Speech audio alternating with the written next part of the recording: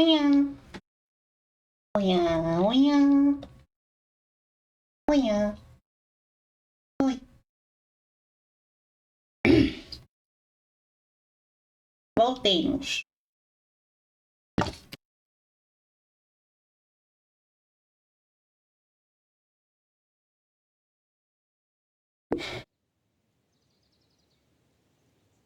Ah, sim. Precisava de mais palavras, né?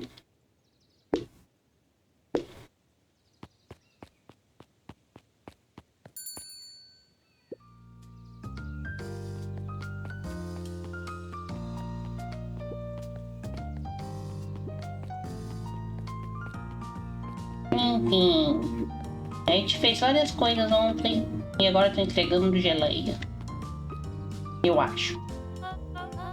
Wow, if this isn't my favorite little gem runner. Amy is friendly. Look at you. Lean forward and pinch Luca's cheek. You're on skin and bones. Is your grandma feeding you? He's just understand. You know, I taught your mama how to cook back in the day. You may not even remember, but you and her used to help out in the diner. See that picture over there? That's your happy and mama back in the day. So cute, running around in your little apron, taking orders. The whole situation just broke my heart. What happened with Eleanor?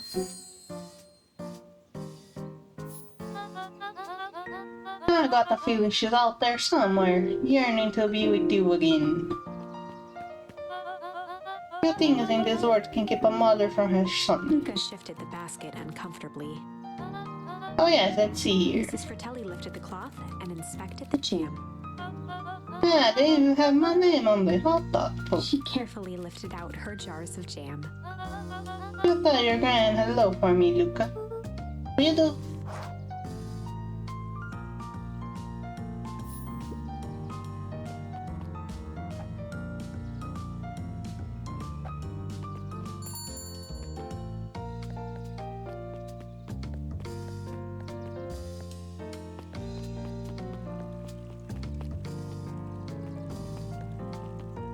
Ah não, eu já vim aqui.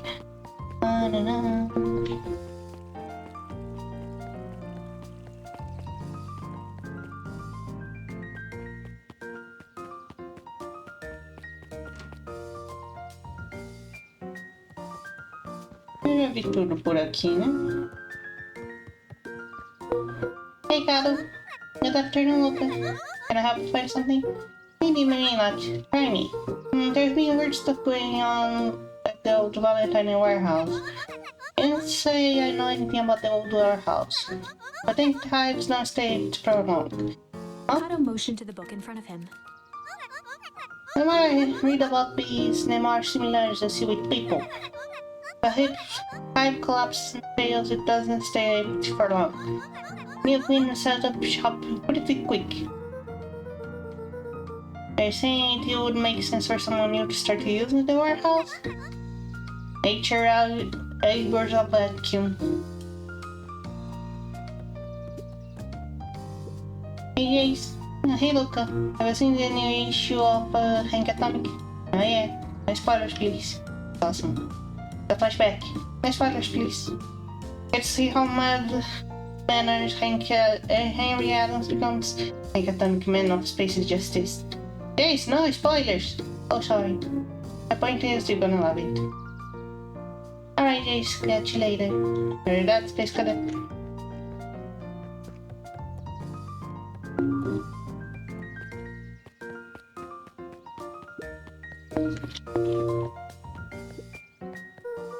What's I'm there for you, Mr. Nuncrete? Okay, seeing cheaper. Aside from me on delivery duties, it's a nice day. Mr. Nuncrete eyed Luca for a moment, then nodded in agreement. Suppose it is. Do you want your jam? Alright. Usually Juniper drops those off herself. Guess she's busy today. Tonight is my last delivery for the day. Oh, in that case... Nuncrete snatched the basket from Luca. I'll hold them to the basket the next time I see your grin.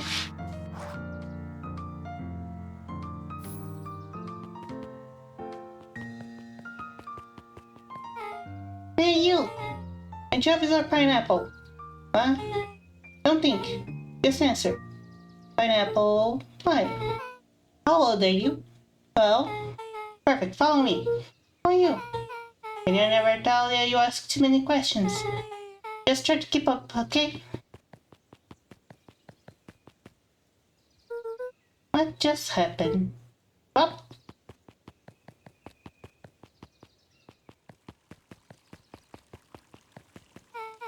Hey, what a crazy coincidence. Here's my new friend I was just telling you about.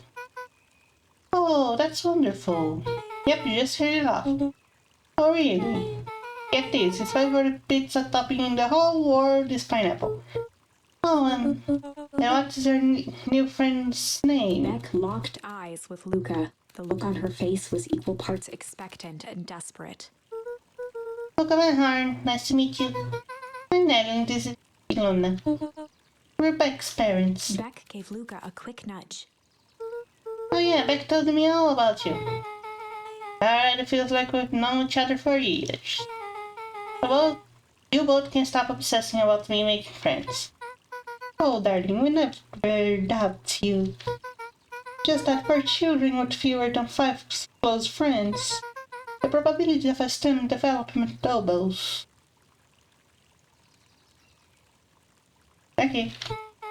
Well, one down, 5 to go, I guess. What Nelly means is that we just want these moves to be as easy on you as possible. You can relax. My friend has been friended. This calls for a celebration. Okay, must join us for dinner tonight. Dinner? Oh, another coincidence. I actually already asked him and he said he would love to. Just wonderful. In that case, we should pick up some groceries. We don't get in too much trouble now.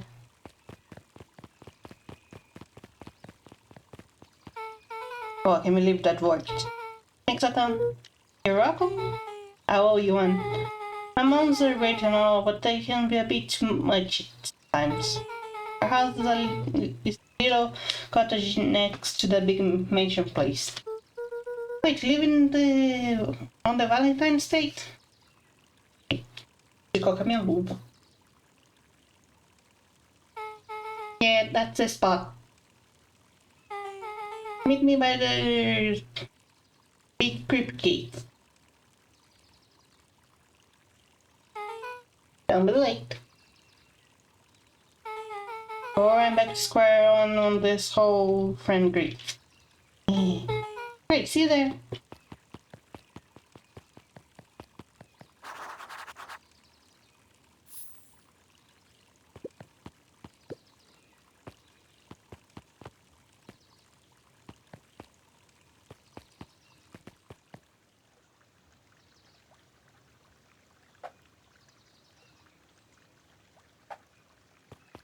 Eu não tinha que falar com o Rolo sobre alguma coisa? Não deve ser importante.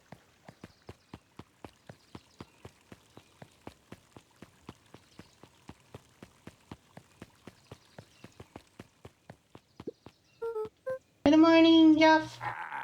What's so good about it?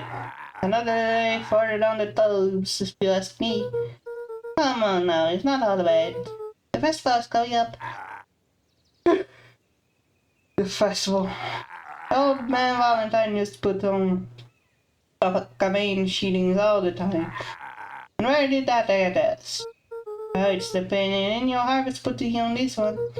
And they're doing it for the whole town. As sad as I see it, the difference between the old Valentine company and his new perennial harvest outfit Jeff dug through his pockets for a bit. is the difference between this empty soup can and this brown banana.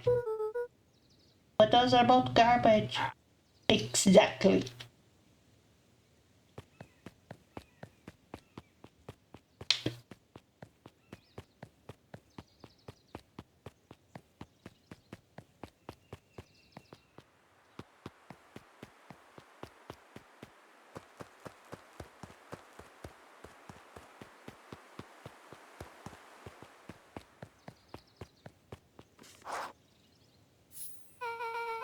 So who all lives in the house? Iris and Gus Valentine grew up there. Solomon moved in a few years back. The creepy little kid in the west? That sounds like the one. So just 3 people live in a huge thing? But a bunch of shady stuff happens all the time in a place like that. Not really, the Valentines pretty much keep it to themselves. So it's empty and boring? Pretty much. What a waste. Mama says it used to be way busier back before Sharper died, for the fall harvest. Okay, that's like the 5th time someone mentioned this fall harvest thing. And you all use the same ominous tone. Eventually you're going to explain to me how that harvest got all fouled up. But you can't keep my parents waiting anymore. Please wait.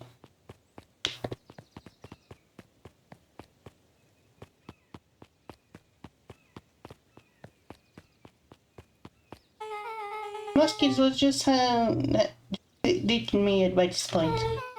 Why are you still here? You look like you could use some help. You know what, Luca? You're not so bad. Let's get through this as simply as possible. Just eat, smile, and nod. Fun. Wait, whatever you do, don't bring up their work. I think you can handle that. Beck took a long breath, then gave a firm nod. Here goes nothing. Chapter 4. Dinner with the Moodwills. Ilona Moodwill was worried about change. A gardener at heart, she understood the necessity of change, relied on it even. But there was a difference between the controlled world of her plants and this cluttered cottage in a strange town. Almost done. Nellie was a blur of activity, digging through boxes. Sorry, love, couldn't find the dishes. We'll have to make do with paper plates. Dinner went by without much conversation. As she watched Beck and Luca finish up their pizza, Ilona let herself relax into the chair. The things she cared about were still here. Nellie finally had the job of her dreams. Beck was beginning to take root. Ilona's task was simply to tend to them. She could do that. Luca, tell us a bit about yourself. Where do you live? I live with my grandma. Over on the other side of the river. Your grandma, where are your parents at? Becky Manners. He's alright. My dad passed away in an accident at a fertilizer plant 6 years back. Oh dear. My mom's been missing for a few months now. Like missing? Luca's eyes were fixed to his plate, pushing a chunk of pineapple around with his finger. Nellie was the one who eventually broke the silence. Luca, how did you like the pizza? Oh, it was good. Very good. Grandma will put more effort into the Ilona dinner. nervously gestured toward the boxes. We aren't fully settled in, and Becky had mentioned that it's her favorite. Sorry, I was just skipping the part where he said his mom was missing. Becky! Sorry, Luca, this move has us all a little tired. Luca wiped his face with his sleeve. No, it's fine. So Beck said you moved here for work? Beck gave Luca a swift kick under the table. How? I mean, what brought you to Beacon Pines? Oh, you're right the first time. We're here for work. I won't tell you this, but she's a brilliant chemist. I don't know about brilliant, but I do love it. She's brilliant. Perennial Harvest just made her newest living research of deep engineering.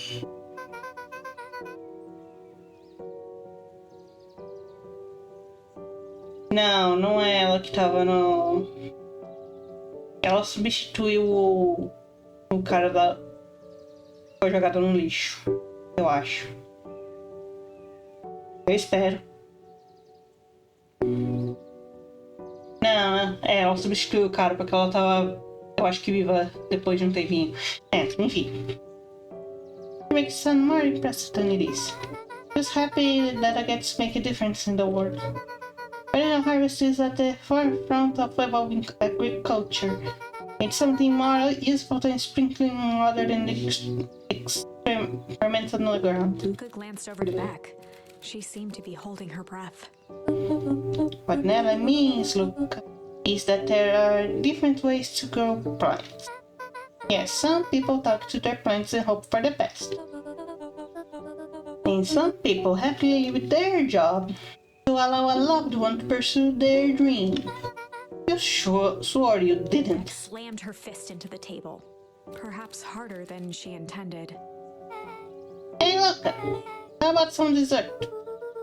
I actually have to meet my friend Carol soon. Luca glanced outside to gauge the time. The sky was darker than he expected, filled with ominous clouds. Like there's a storm brewing. I should get going. Oh, I didn't think there was any rain in the almanac. Yeah, almanacs aren't that useful around here. Luca wiped his mouth one last time with his napkin and started to get up. Thank you all for the pizza, it was just really good. You at the festival, Becky?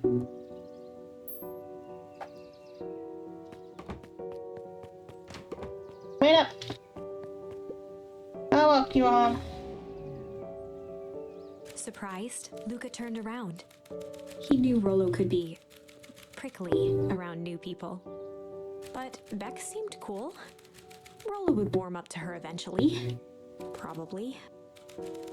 We begin to respond, but the sky answers for him as the clouds above begin to.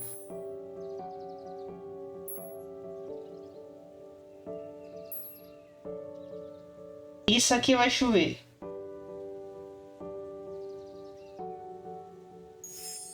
Luca began to respond, but the sky answered for him as the clouds above began to rumble with ominous thunder. You can make it home before the storm kicks Luca off. surveyed the roiling clouds. I'd say the odds are good. Maybe we should stay here and just make a break for it. At that moment, the heavens opened up, unleashing torrential rain. And you have to recalculate those odds. Very inside you two before you get a cold.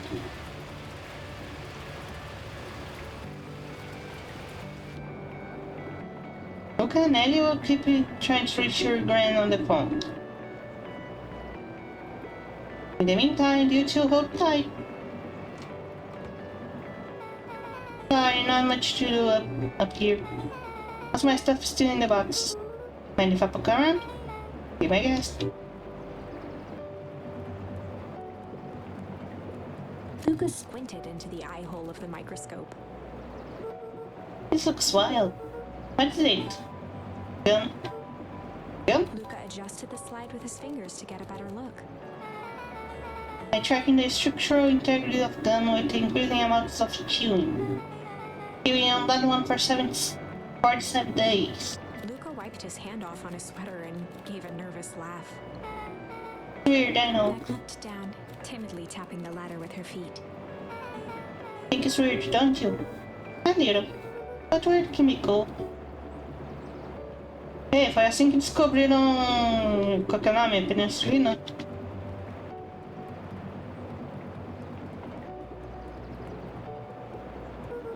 Oh wow! Probably I have a radio just like this at the treehouse. Probably not exactly like this one. Only I tore the whole thing down to the bolts. Fitted it to the state of the tube, a state-of-the-art vacuum tubes. It seems pretty awesome. Gets scared away sometimes. But I think she feels guilt for working too much. So when she does have time for me, she showers me with high-tech overcompensation. Luca flicked at one of the toggles. Bet you can get all sorts of stations from this. A lot of here in the bunnies. You wouldn't believe this stuff I could pick up back in the city. But around here it's all farming reports and static.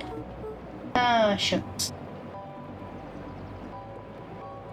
Luca bent down to examine the bouquet of wilting flowers. Judging by the odor, they were well past their prime. He flipped open the attached card. Happy trails from Coach Walker and all the Fairview Condors. Oh, you weren't kidding about poking around, huh? Oh, sorry, it was just from your old school? The most recent one, yeah. Some schools gave me going away cards. Some did flowers. When they're really trying to feel good about themselves, they do both. They moved a lot. Yeah, that's the thing with having brilliant parents. There's always better jobs somewhere else. These flowers would last longer if you put in some water. That's the sort of thing I would do if I cared. I cared enough to keep them, is all. Look, can I ask you something? Of course. Dang, didn't that hurt? I'll be honest. It hurt more than I expected. At least you looked cool doing it. Beck took a moment to watch the rivulets of water running down the window. Do you ever feel alone? Like even when people are around? Well, Roll can be pretty absent-minded sometimes. I'm serious. Does it ever feel like your family doesn't care what you want? It didn't used to feel that way. I know Granny loves me, but sometimes when she looks at me, it's like she's looking at... Problem? Luca took a deep breath, exhaling slowly. I know the feeling. How do you deal with that?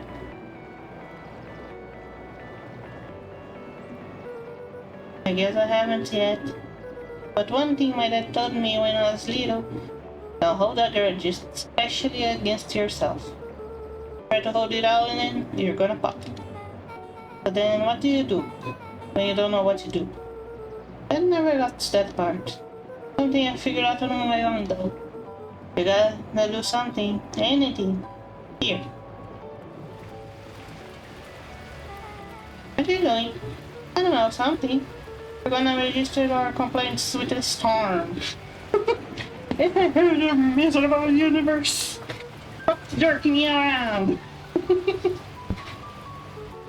I just want the things to go back to the way they were.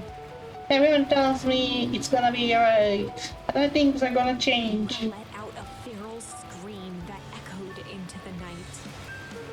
Every time something changes, everything gets worse. Screw this town. Oh, let me try.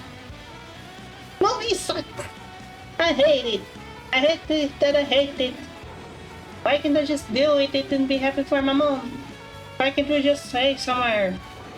Rah! Her voice dropped to a trembling whisper.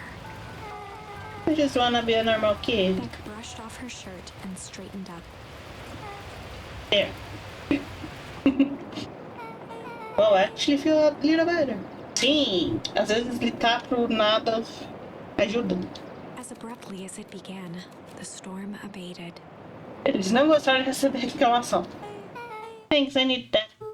Me too. I should head out before the rain starts up again. Here, I'll walk you out. See you when we're at the festival? Sounds good. Okay. I'll let the universe jerk you around. Beck gave Luca a light thump on the arm before heading in. Chapter 5. Friendly Feud. The air was heavy with the hard rain's residue, the smell of wet things. Despite his dreary surroundings, Luca felt at peace. He'd never shared those details about his dad with anyone, not even Rollo. But it's not like this changed anything. Rollo was still his best friend. Adding Beck to the group would help balance things out. Everything's better in threes. This is what Luca told himself as he headed to the treehouse.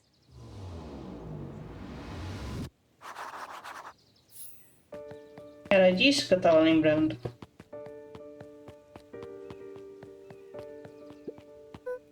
Hey, não, tracking all it? Back? I just knew a rumor. Turns out even Wayne Sharper Valentine died, but he left behind a peculiar last will and testament. Peculiar how? He didn't just give his kids an inheritance. There were conditions. Like what? The document stipulated that Harris had to take on a child as their ward. Child or age who just showed up to town one night with a lawyer. Solomon? Bingo. So Iris was forced to take care of him? Yep, or she would have lost everything. Why would Sharper care so much about some random kid? Rumor has it, old Sharper sold some wild oats. That explains the way Harris treats him. Poor Solomon. How did you find all this out? The reporter never reveals her source, Luca.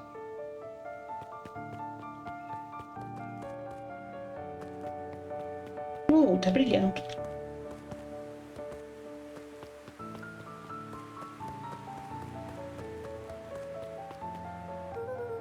I better not dilly dally.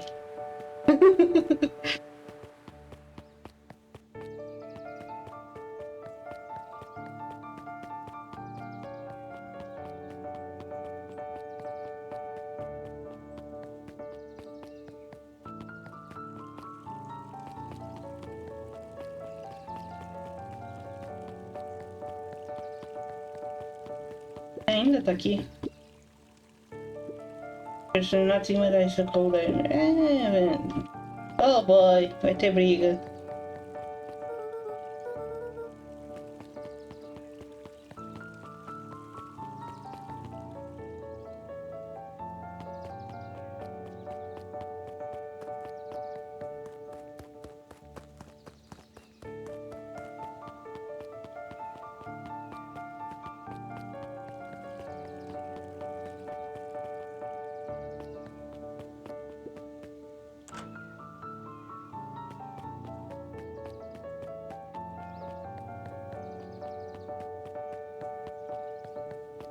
Já tá explorando.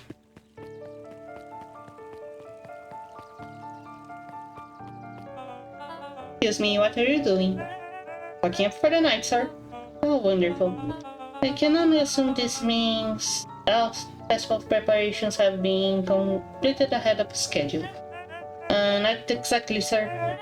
Storm set us back a bit, and it's getting late, so you all decided to... You all decided? Yes, sir. I wasn't aware that your job involved deciding things. We're all here at Perennial Harvest because we believe in creating a better future, yes? Yes, sir, very much, sir. Do you want to be the one to tell this time that we failed then? No. That we gave up because there was a little rainstorm and we all got sleepy? Of course not, sir. Good, then it's decided. Yes, sir, we'll work until the task is done. Say that you do. For harvest always.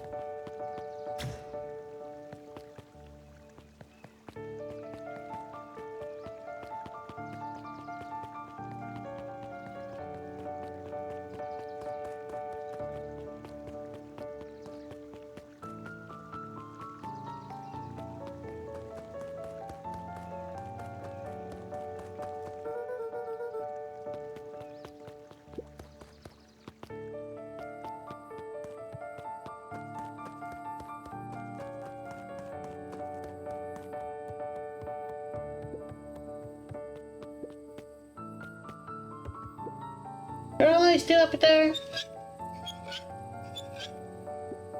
Sorry, Rollins isn't accepting visitors at the moment.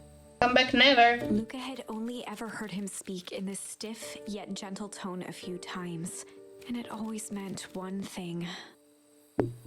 You're upset. Oh, what makes you say that? Because my best friend abandoned me for no reason? Didn't abandon you. It's just a little late. Rolo scoffed. The rain held me up. Liar! You weren't even home. What? Storm got bad and I got worried. So I went looking for you. Imagine my surprise when I made it to your house, but you weren't there. I hadn't made it back yet. Not a fool, Luca. Doesn't take all day to deliver some jam. No, I rolled out of nowhere. Just stuck after dinner was back, so... Luca stumbled on his words, knowing he'd said too much. Becky? Dinner? What the heck is a Becky? She's a new kid in town. She's actually kinda cool. I like her.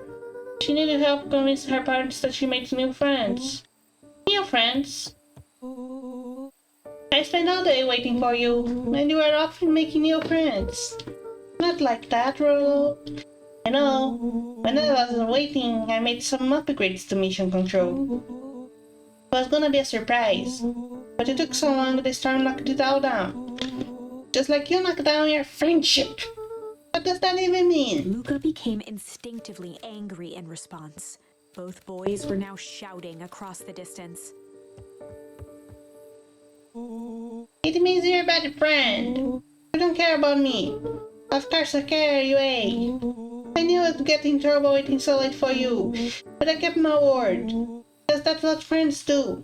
Oh wow, that's a noble sacrifice you made. Easy for you to say. Your grand doesn't even care. You can stay out as long as you want, and you won't even get in trouble. Seriously? You act like you chose this? That's what you think? Then maybe you're the better Lulu's friend. tone changed to a calm, yet more intense anger. Maybe Pie's right. Terms bring him hard on water. This one brought out the real Luca. Stop counting your past nonsense like it means anything. Yeah, well, at least my pie is still around. Essa foi baixo. The words hung in the cold night air. Rolo's stomach dropped, knowing he'd crossed a line. But it was too late. Okay. Good night, Rolo. Dang it. Aquela foi baixo.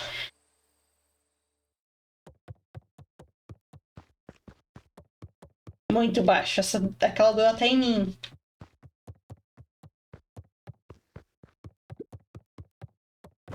Luca dug through his old stuff, not even sure what he was looking for.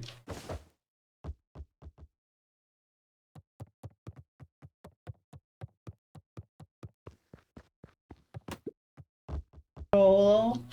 What a jerk. Call me a bad friend. Ooh, I'm Rolo. Look at me and my amazing family.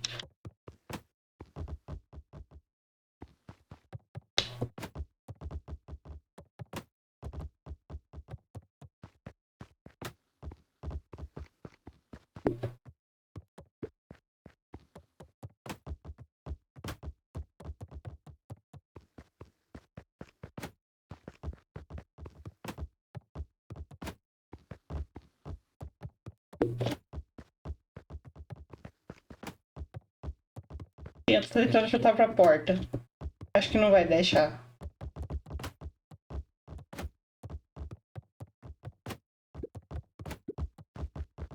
Opa!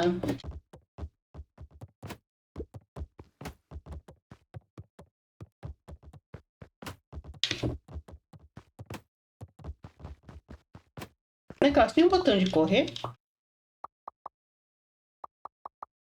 Não.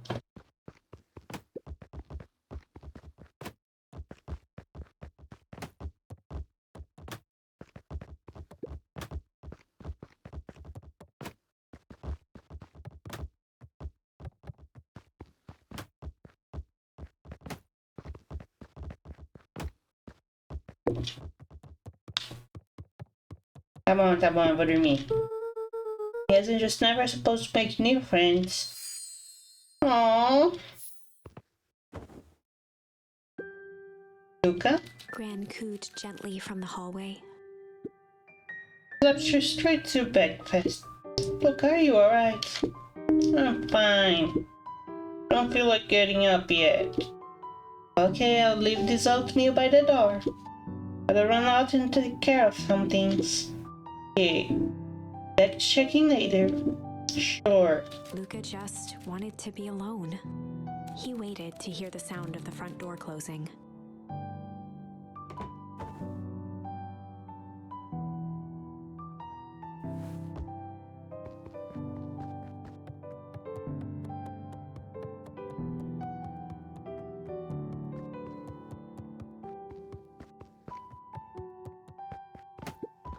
But Rose still wanna go to the festival. You're gonna be miserable.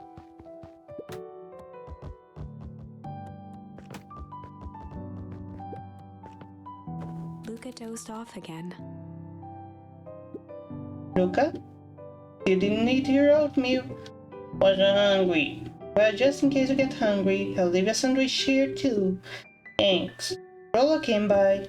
What did he say? He wanted to talk to you. What did you say? I told him you weren't feeling well. Good. So your plan is just to sit in your room all day? Pretty much. I need to pop away again for a minute. Besides, join your pity party and go outside. I think you do you some good. Noted. Lucas still couldn't bring himself to go out. Besides, if he ran into Rollo, he'd have to actually confront the situation.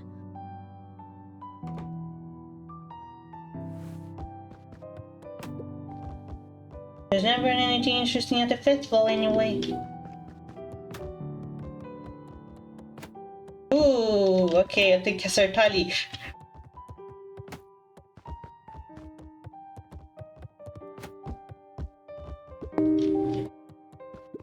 The Adventures of Hank Atomic.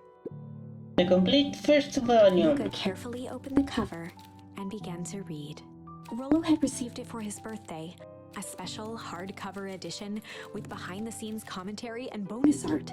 Rollo cherished it, but asked that Luca keep it at his house. Luca wasn't sure if it was because Rollo didn't trust himself with it, didn't trust his sister around it, or just wanted an excuse to come hang out at Luca's more often. Whatever the reason, Luca didn't mind. But it had stayed right there where Rollo had stashed it ever since. Now, at the foot of his bed, Luca lost himself in the pages. He'd read it all before, but at this moment, it somehow felt sentimental. He was well into issue number 5 when he heard soft footsteps from the hallway. Luca, another little friend came to see you. Girl named Becky Moyle. Said you met yesterday? What did she say? Is she here? She was just dropping by. Told her you weren't taking visitors today. Oh, this seems nice. Yeah, had a fight with Rollo, didn't you? Can I come in? Maybe later. Alright then. I'll leave dinner on the kitchen table. Please, you want a bite before bedtime. Without realizing it, Luca had pouted away the entire afternoon. He once again felt the weight of it all and allowed his weary eyes to close. Luca stood in a vast black expanse. He looked up at his father standing beside him. Walt was working a straw at the bottom of a fountain glass, trying to collect the last bits of milkshake. Dad, where are we? Taking a final loud gurgling sip, his father peered up from the glass. He jangled the straw playfully with a warm smile, then lifted the empty glass as if to point into the darkness. The source? Luca's eyes followed his father's gesture. In an instant, he was sitting in front of a blazing campfire. Across from him sat a large figure in a yellow hazmat suit. Oh. The figure's voice was a scratchy echo. Well, if it isn't the man of the hour, make yourself comfortable. Luca held his shivering hands over the flame to warm himself. It doesn't work that way here. Their yellow-gloved hand pointed to the base of the flame. It's a cold flame. See? Luca peered at the base of the fire. It wasn't wood that was burning. It was Beacon Pines itself. Wait. Tiny buildings, freezing and crumbling as they were consumed by flame. Luca could see small shadows moving in the burning city. People. Luca leapt to his feet. We've got to help them! The figure gave a dismissive wave of their hand. Why waste energy helping people who can't even help themselves? The figure bent down to examine the panicked crowd as they desperately tried to stop the flames. They only care about what's right in front of them, not like us. Luca's voice was a trembling whisper. Us? The figure slowly stood up, grabbing its helmet with both hands. With a jolt and a twist, the suit emitted a gasp. A cloud of torpid mist escaped, slowly revealing the face within. Luca's own face looked back at him. Older, worn, distant. The sensation was oddly familiar, as if he'd caught his own reflection by surprise in the mirror. The doppelganger smiled. I tried to help once. He gestured towards his face, and all it got me was this.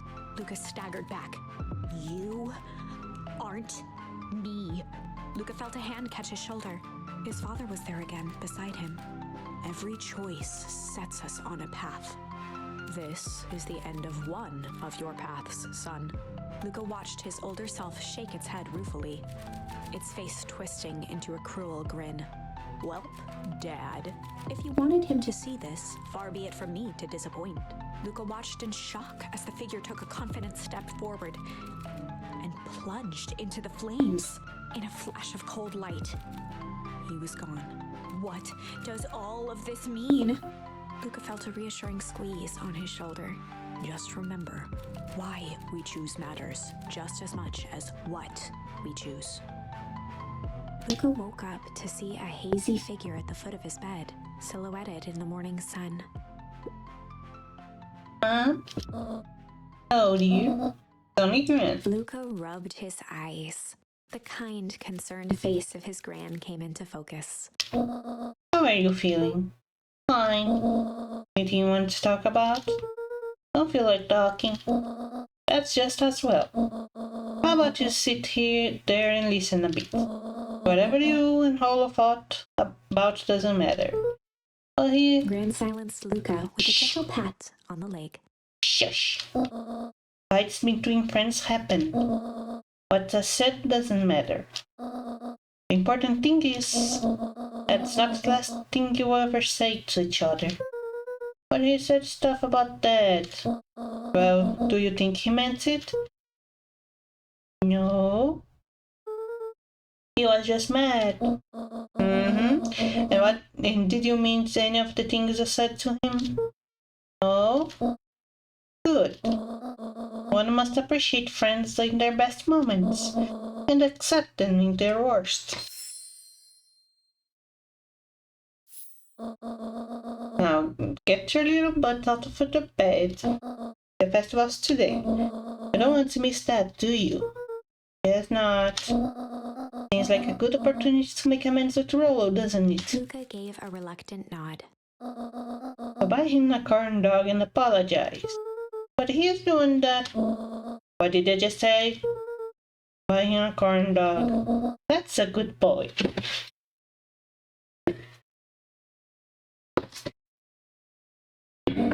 Everything's better with corn dogs. I need to get going now. Got some last minute festival business to take care of. I'll go find you at the photo a little after lunch. Alright. Love you, Luca. Love you too. Luca took a deep breath. Okay. Chapter 6. Through thick and thin. Despite Luca's bitterness, Gran was right. He needed to hash things out with Rollo. A big fight changes the nature of a friendship. Whether, in the end, it is for the better or for the worse, all comes down to understanding. If one is not careful, the same familiarity that builds the strongest of bonds can become the wrecking ball that shatters them. Mm-hmm. Luca emerged from seclusion, taking in the crisp festival air. But the events of the day weren't on his mind. He had to find Rollo. Tô curioso. Não, não é. É o B. Essa árvore tá ficando bonita.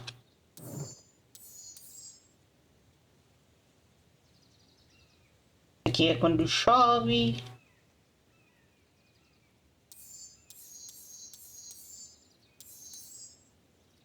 Ainda não tem as palavras pra lá. Peguei.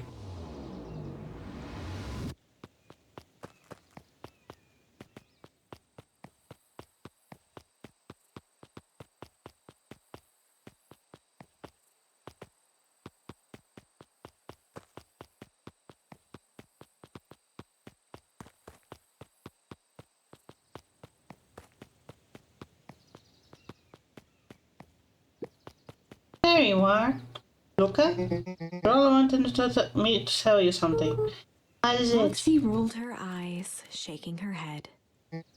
I spaced a inventory, though you needn't buy it. If you very go somewhere quiet. Roxy, I don't. It's a riddle, Luca. My good little brother wants you to find him. Luca looked down and kicked at the dirt. Look, I know you two had a fight. The only thing more annoying than my little brother is my little brother without his best friend.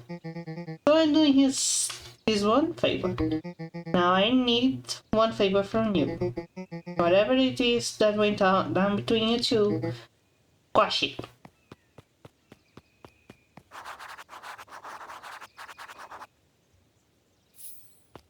Tem que ir na biblioteca.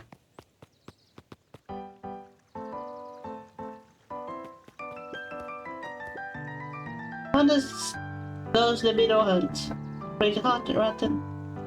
I haven't seen so much as on a shelby. And not just beetles. This morning I couldn't find any crickets at all. Like everything that buzzes or skitters just packed up and left. I'm sure they're out there somewhere. Maybe all the commotion of the festival just spooked them. Yeah, maybe that's it. Welcome to our festival. Don't forget to come back later for Mr. Gear's speech. And the perennial harvest sign revealed. You don't want to miss it.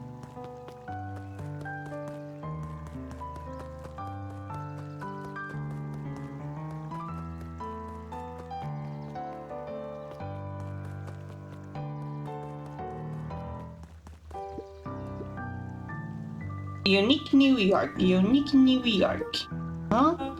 Oh, don't mind me. Just warming up for my big ceremony speech. Mr. Kerr pointed to his grinning mouth. Got to limber the old gap box. Nervous? Oh, heavens no. I'll break a leg. Give me the...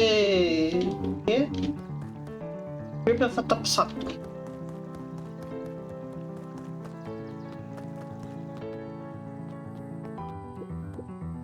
Did you hear? After Mr. Kirby gives his big speech, they're gonna have the first annual biggest cash competition.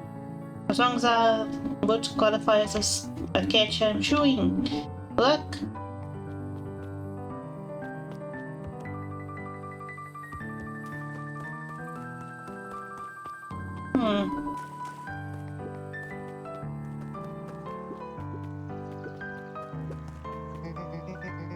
I don't know who Perennial Harvest thinks they impress me with this ridiculous festival. Totally. The town's still falling apart.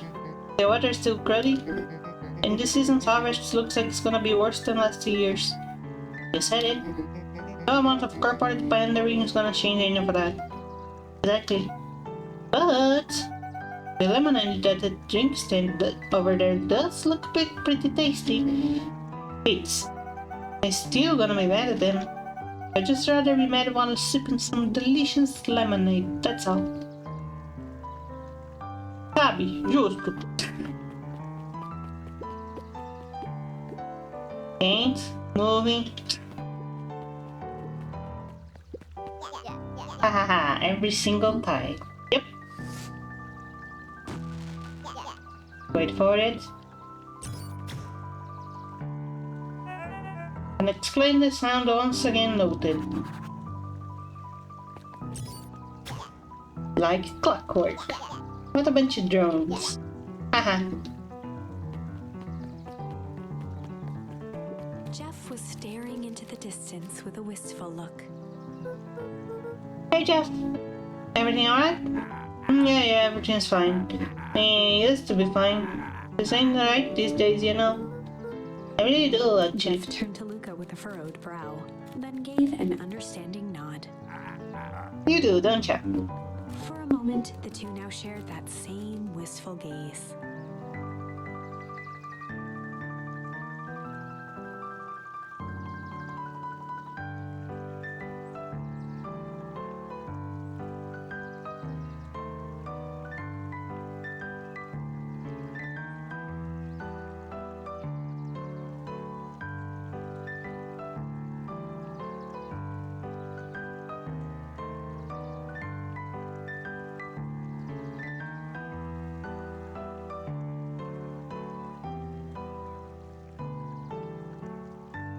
Eu acho que eu posso me mover, né?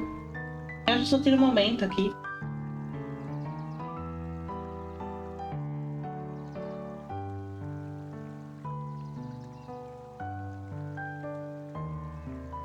Tá bom, vai.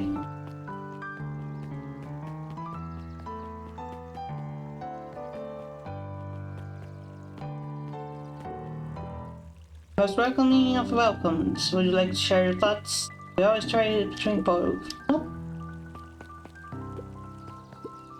This is the first time I've seen This man is mining faith since the fall harvest. I had my doubts about perennial harvest, but I must admit they do put a nice party.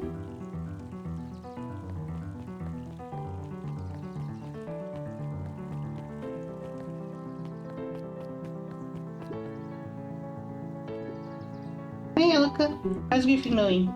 Huh? Oh, nothing. Sorry, all became flesh. Just pretend I didn't say anything.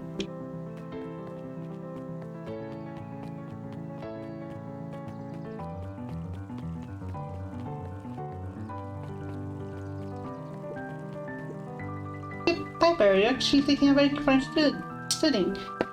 I want to see what all the festival was is about. But you can't help but notice you still brought a backpack full of books. Ruka backpacks can carry a lot more than just books. True. What you got in there? Books.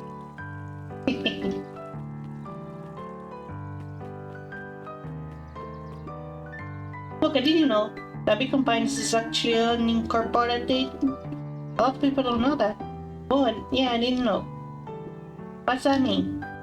It means most public works are handled internally.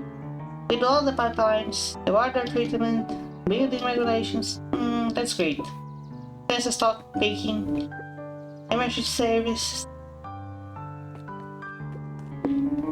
Hey, Luca. So, run at the library? Huh? Oh, nothing. Griffin looked away suspiciously. Nothing at all.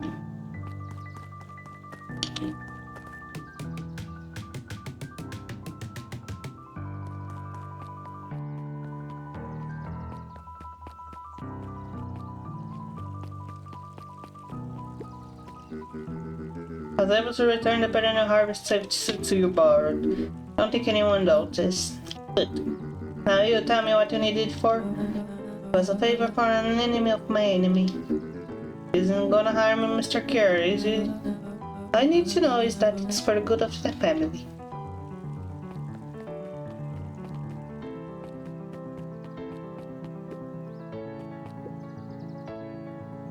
Got a question for ya. What do you think this whole festival is for? The way I figure it, perennial harvest is trying to win over the town. Like a Bible, but with balloons.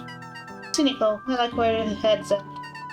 That's what I sent first too, until I eavesdropped on a couple of gossipy clipboards. What if I told you that this whole thing is really a special seating for a super secret guest of honor? Special guest who? Haven't looked that deep yet, but whatever it is, PH thinks they are a big deal.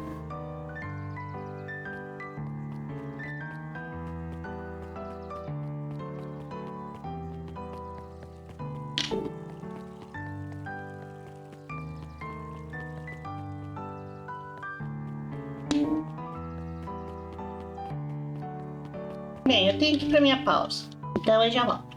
Rapidinho.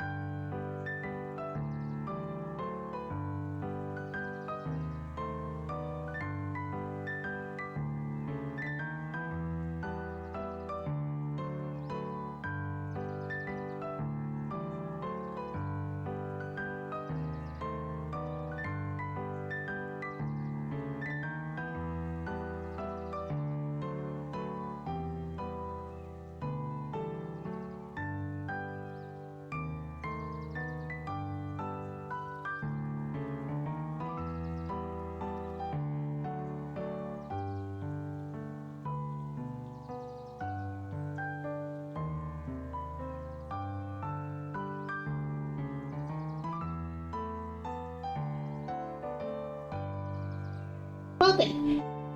Oi, seu Miroki.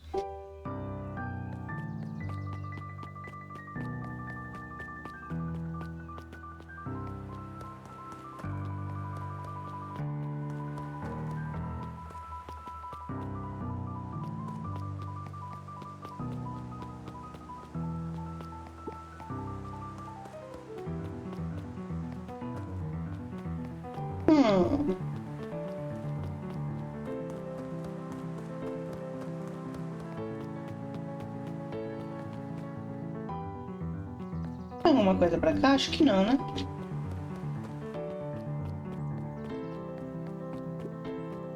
The Valentine mansion loomed over every other building in town, both figuratively and literally.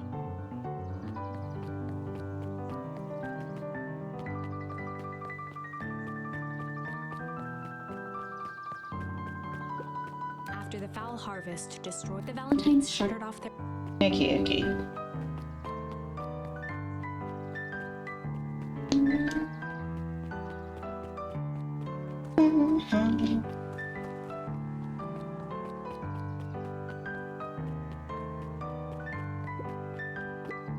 The library.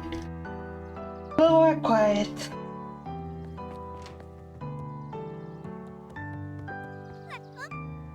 Hey, look up. Kato's eyes lit with excitement. We're expecting you. Bravo on deciphering the first riddle. The first. Oh, I didn't think that was all, did you? All does go out, doesn't he? Kato straightened up and cleared his throat as if preparing to sing. On planet Purple, you may take issue. When the fifth king dies, you'll need a tissue. Kato stared at Luca eagerly. Get it? Want me to tell you? No, it's okay, let me figure it out. Alright, when you finally bring it here to be verified. If you decide you want to, a hint, the offer still stands.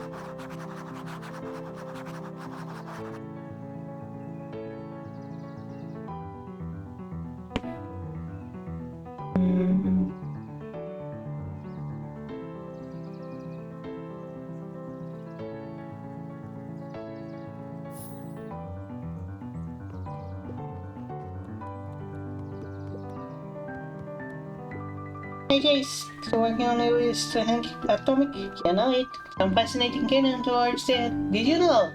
Hank Atomic's shrink already doesn't technically shrink stuff. It uses inverse particle decay to literally decode the entire universe around an object, leaving that object unaltered, so it just looks shrunk compared to everything else. Bingo. That's wild. But Jace, no spoilers please. Alright, sorry. Luca grabbed the modern science of atomic radiation from the shelf. Once you got a book, you can either bring it here to me, or just grab a different one. Luca grabbed the modern science of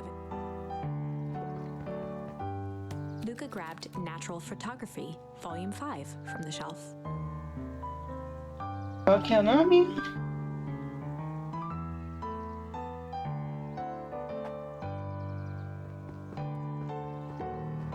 Luca grabbed The Adventures of Hank Atomic, issue number 4, from the Luca grabbed The Adventures of Hank Atomic, issue number 5, from the shelf.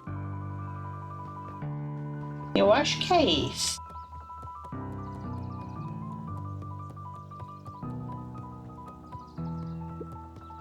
Luca grabbed The 5 Pillars of Success from the shelf. Luca grabbed The Issue with Self-Help, a helpful guide, from the shelf.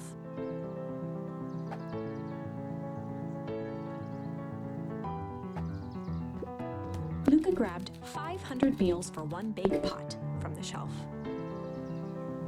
Ok, ou é o Hank Atomic, ou é o negócio do Self-Help. Luca grabbed The Adventures. Vamos com esse aqui primeiro. I found it! Kato removed his book from the desk and replaced it with Luca's, turning on the lamp.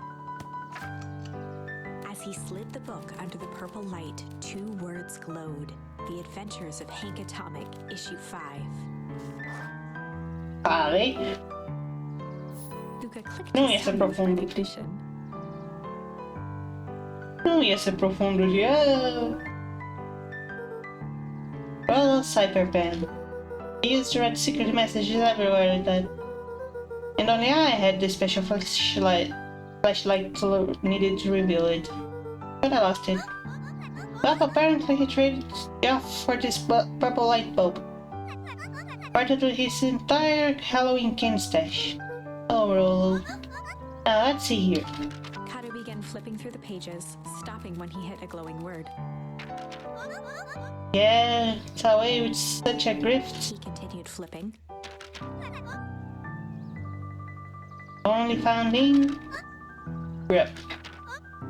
Part. Reaching the end of the book, Kato looked up. That's it. Grift in grip. Part. Griffin grip card. He wants me to Griffin's snack stand. Ah, brilliant. As you're after, good luck on the rest of the scavenger hunt. Thanks, cara. Isso explica o que ele tava lá terminando a livraria. Biblioteca? Sei lá.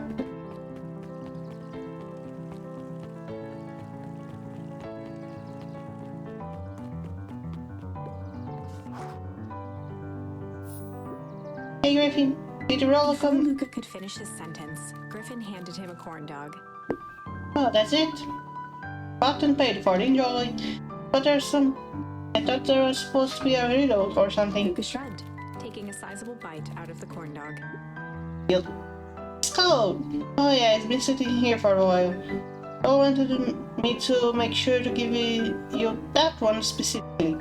That's Luca just... tugged at his cheeks, feeling something rough between his teeth. He reached into his mouth and pulled out a slip of paper. Oh, come on. He shook off the bits of corn dog to read the slip. I pick up when you need some pep. Near the fountain up the step. Luca finished off the remainder of the corn dog. It's getting to be a whole thing. E é por isso que eles falaram, ah, como é que tava o Griffin?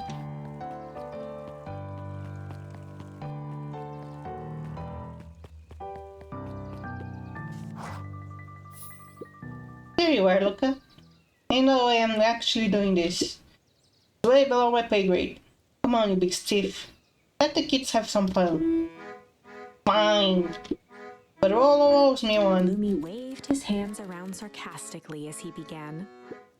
What takes flight but has no wings? Your final task of friendship brings. See, that wasn't so hard. Have your shipping somehow. I think sweet.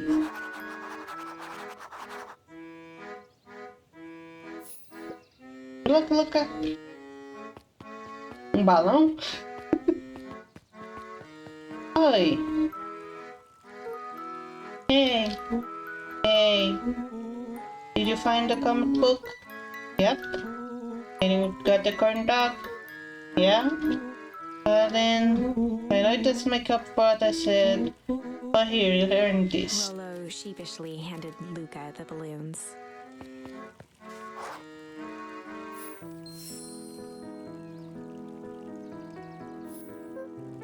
Thanks. You didn't have to go all this trouble. Sorry I got so mad. Dang it, you're supposed to let me apologize first. Oh, sorry. Now you apologize twice before me. Pode falar, cara. Just let me do this. Look, I'm really sorry. You everything that happened with your mom and all. I always wanted to be there for you. Be a good friend, you know. And you said you're hanging out with someone else. I kinda freaked out. Hello? It's my turn. I felt like if you needed some new friends to help you, maybe I wasn't good enough. Cássio, isso aqui é tudo 12 anos de idade, minha gente. But I was selfish and wrong. I was wrong. I'm so sorry, Luca. Okay, apology over. You came back now. Luca threw himself at Rollo, hugging him as tightly as he could. Aww. Girl, I don't deserve you. I don't deserve you either. That's why we deserve each other. So, what else you wanna do today? Could snoop around and try to find some info about your mom. Snoop where? You could probably sneak into Perennial Harvest HQ while everyone's at the festival. Aren't you curious about all this stuff those clipboards write down? But if you get caught, I think it's enough excitement for 1 week. Let's just make the rest of the day about this. Really? Yeah, the rest of the work can wait one more day. You know, I've been wanting to get some work done on the NCDC admission control. The aim is a bit unpredictable. That sounds perfect.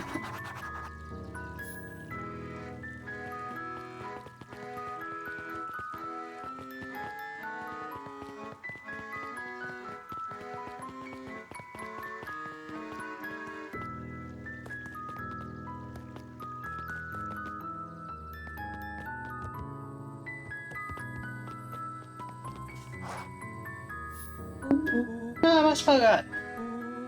Friends to again this morning. She asked me to give you this. Lulu handed Luca an unopened letter. Wait for you inside the phone and read it down. Letter? Luca, some things are going to happen that might be difficult for you to understand. If I am honest, I hardly understand them myself. But whatever happens, I need you to know that I love you. Aww. None of this is fair to you. You have already lost so much. We both have. I wish there was a simpler way forward. But if there is, I haven't thought of it. God knows I've tried. Everything I've done, I did for you. I hope someday you can accept that. Love, Gran. Love you too, Gran. Luca folded the paper into his pocket and headed up the ladder.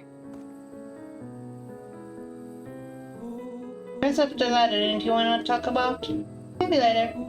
Sure, whatever you want. You know, you really didn't have to go out to all the trouble just to apologize. I know, but we've been looking forward to the festival for weeks. And I ruined everything with my big mouth. This was the best way to make sure you still had a good time without me. Rolo? Luca was at a loss for words, but that was fine. Words aren't always necessary. The festival seemed nice. Was it nice? We can still go. Nah, this is fine. But there's always next year. Sadly, this was untrue. A distant rumble shook the treehouse. What was that? Oh man, we missed the It fireworks. was not fireworks. It was something the boys couldn't possibly comprehend. Spoilers! Something as old and cruel as time itself.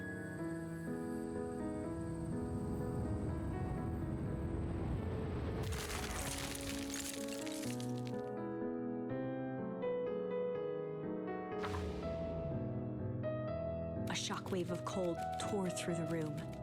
A bitter, unfathomable chill. Before they could react, it encased them in ice.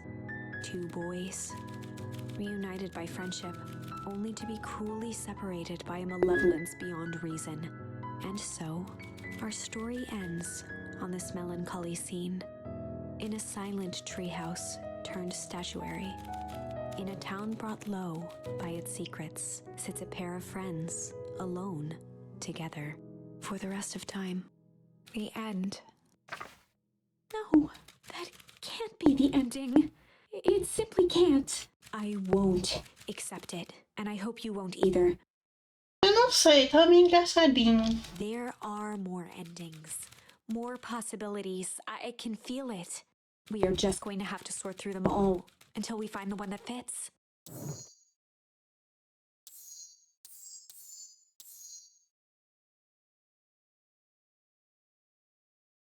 Ooh.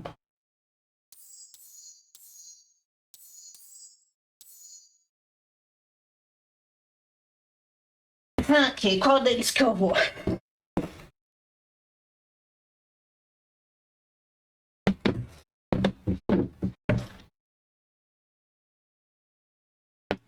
Esse aqui parece ser o lado das coisas da hora, parece que acontecem.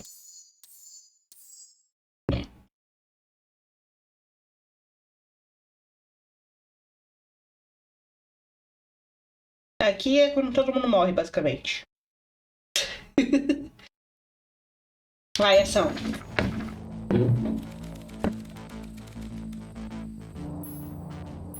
Vai. Luca drew himself up and decided to take the only option they had left. Flight. He squinted down the barrel of the mission control defense cannon, aiming it through an opening in the dense tree branches.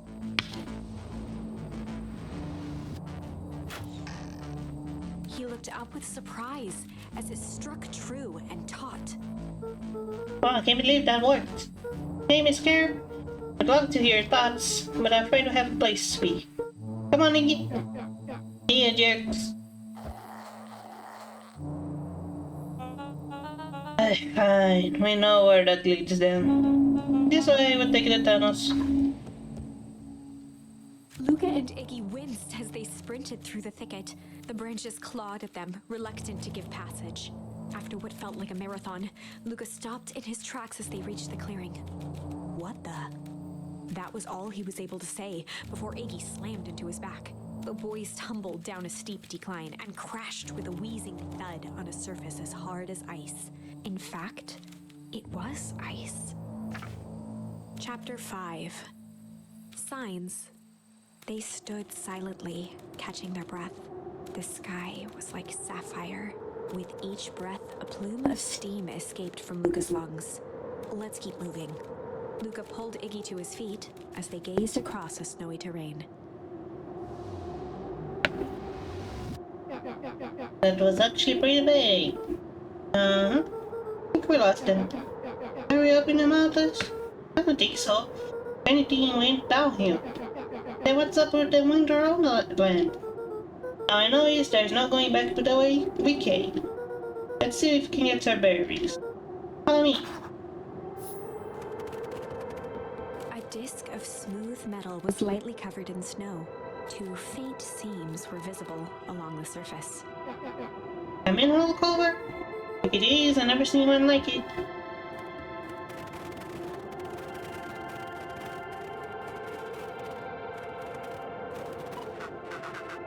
Look, are you there? Luca had almost forgotten the walkie-talkie he was carrying. That bozo care. Hope nothing bad has happened to you in those woods. Luca looked at Iggy with hesitation. No need to be With a rude. resigned sigh, Luca responded.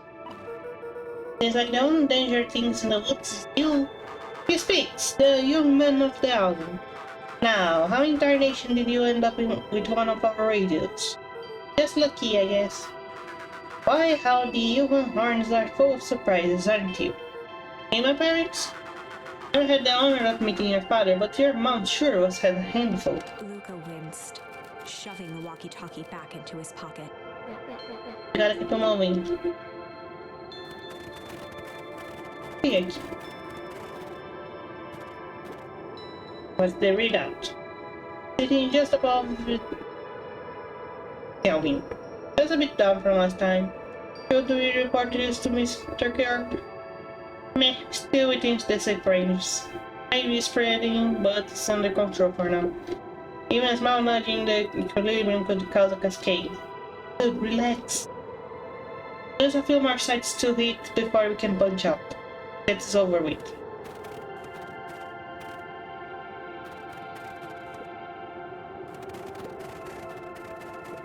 What's all this?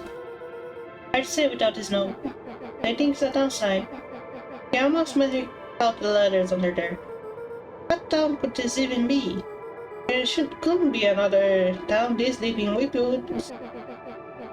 I'm looking at evidence to the contrary. Let's figure out what they're dealing with here. At once, now gotta go. See what I can do.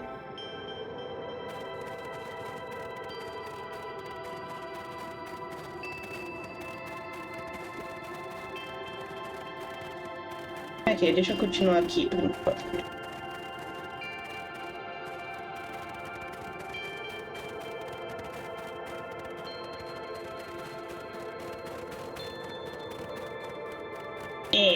Eu acho que aqui é onde estava a árvore, e daí a árvore ali tem, aqui tem um túmulo. Daí acho que a minha casa estava aqui.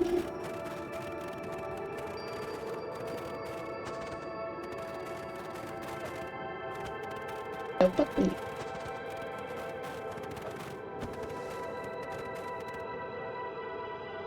The boys stared in disbelief at the sign that now clearly read, "Welcome to Beacon Pines."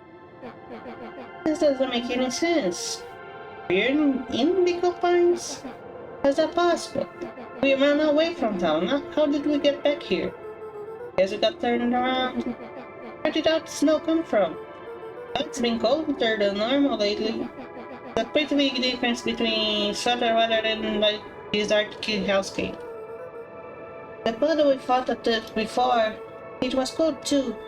Maybe all of this leads to one source. You think it's related? What the hell's going on? Gonna get you some answers.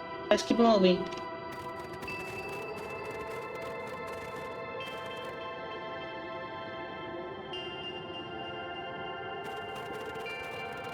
The fencing glistened, each chain link encapsulated with a translucent layer of ice. It's like the stuff they put up around the people. The stuff who put up? I don't know. Ain't you guys on tape? So frozen. Looking down at the frozen stream, Luca could faintly see a school of minnows encased in the ice. Whatever happened here, it happened fast. The fish didn't even have time to run. Or, swim run.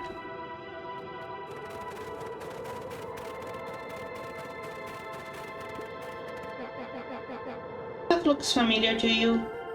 Looks like the barrel near the puddle I shot me into, yeah.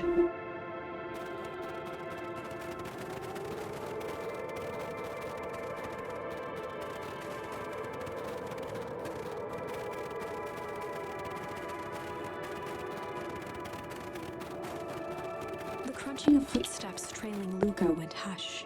He looked back to see Iggy's face twisted with confusion. Everyone's gone. What?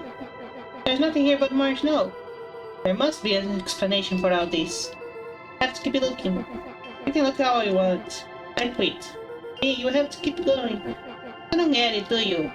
This is one of your pathetic atomic histories. We aren't going to save the day. We aren't going to save ourselves. My face is mangled. Town is destroyed. And everyone who ever known is gone. We don't know that. You can just quit. Do whatever you want. I'm done. Iggy's gonna be okay. Luca peered upward at the darkening sky. He let out a long, foggy breath. Faintly, Iggy began to cry. Seeing Iggy in such a pathetic state gave Luca a sense of compassion, and more than a little guilt. It is getting pretty late, I think. Probably not a great idea to stumble around in the dark anyway. Luca allowed himself to collapse next to Iggy. Let's just rest for a bit. Não recomendo fazer isso lá de fora. The boys huddled together for warmth and comfort. If not for exhaustion, their minds would be racing, trying to make sense of the events of the day. As it was, all they had energy for was to sit in silence, numb. Ok, minha teoria da conspiração. Deu problema na cidade. Eles moveram algumas partes da cidade para um novo local, por isso que tem duas Beacon Pines. Eles fecharam tudo aqui nessa área.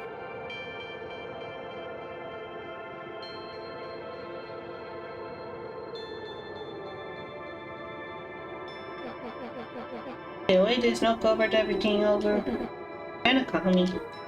Yeah, I haven't had time to say it, but thanks. For getting us away from those creeks. I kinda froze up back there. I should be the one to apologize. It all happened because I lost my temper. And it's all hokey. First of all, you didn't know what that gunk would do. You didn't, right? Of course not. Second, stop with this baloney about losing your temper.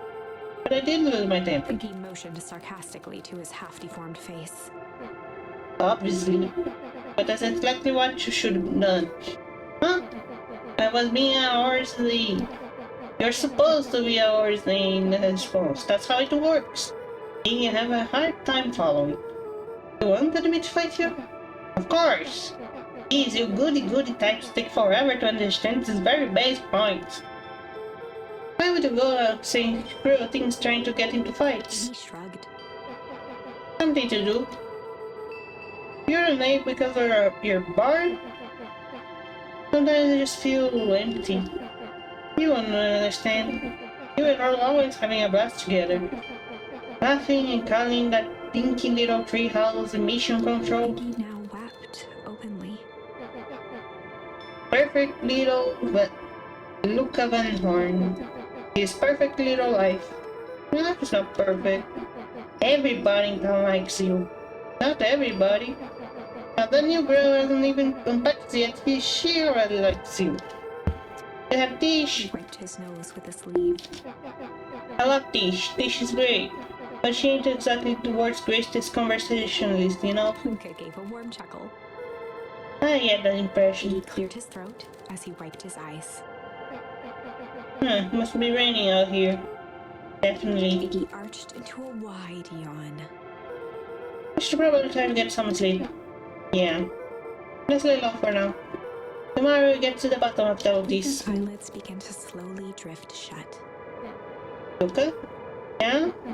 I always did want to see the inside of the dinky little treehouse. How do you think? Not bad. I'll give it the first full tour when you get back. You know what? That's all Luca could whisper before succumbing to sleep. Iggy snuggled in some more. When it comes to worst days of my entire life, these earnings wasn't half bad. The house smelled of warm bread. Luca was playing with toy blocks on the living room rug. He looked up to see his parents on the couch. His mother held his father's head in her lap. She idly stroked his hair while humming a song. A voice behind Luca spoke. "This is how you remember them, huh?" Luca turned to see his own face. The doppelganger from his dreams, still clad in a yellow hazmat suit, still carrying a look of disdain behind empty eyes. Aww, look at this perfectly cozy scene. You know it wasn't really like this. The figure picked up a toy block and inspected it. It's amazing the facades that one can build given the right materials. Not that I blame us. These are a child's memories, all warm and fuzzy. You don't remember, do you? Luca snatched the block from the figure's yellow-gloved hand. Remember what? The doppelganger pointed to the couch. The last day we saw him alive. The day he chose to abandon us. Luca turned to look at his father, still lounging on the couch. That's not true. He didn't abandon us. The doppelganger waved his hand dismissively. Everything is true here. It's just a matter of what we choose to see. Oh, let me show you. The world flickered and pulsed. Luca was sitting next to his bed, listening to his heartbeat with one of his dad's stethoscopes. The doppelganger limped into the room. No, we both know that's not how this went. He grabbed Luca's hand and guided the stethoscope to the floor. Luca heard muffled shouting, brought close by the stethoscope. It was his parents, fighting. Do you remember what we did next? Luca gave a slow nod and crept down the hall to peek through the banister. He could see the outline of his mother at the bottom of the stairs. Damn it, Walt. We can't afford to get involved in this. She was scared. His father stepped forward. What am I supposed to do? Just watch? There's a sickness in this town, and we both know who's behind it. I swore an oath to help people. I won't turn my back on them. Luca's mother grabbed Walt. She was crying, pleading. I can't lose you. Walt calmly removed Eleanor's hand from his shoulder. What's right is right, and what's wrong is wrong.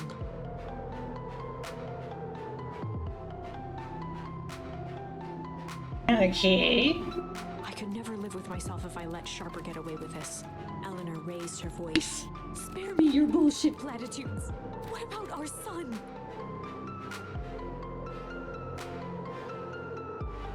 Luca flinched, dropping the stethoscope down the stairs.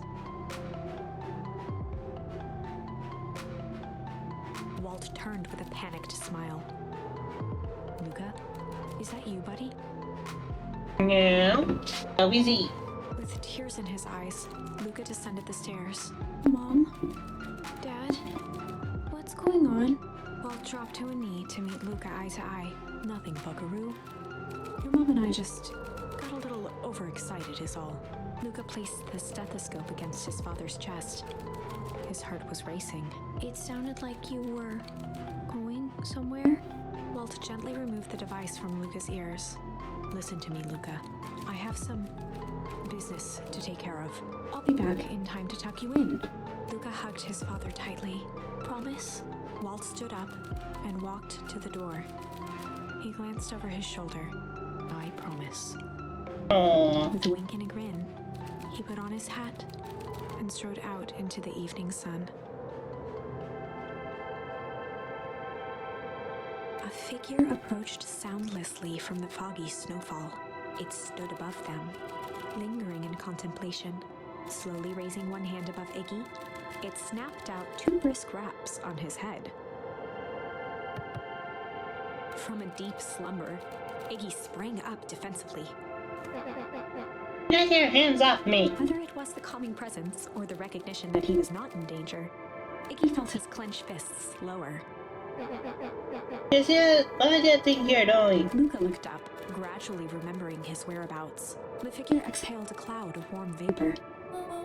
You two certainly have caused a lot of commotion. What's that supposed to mean? Take it easy.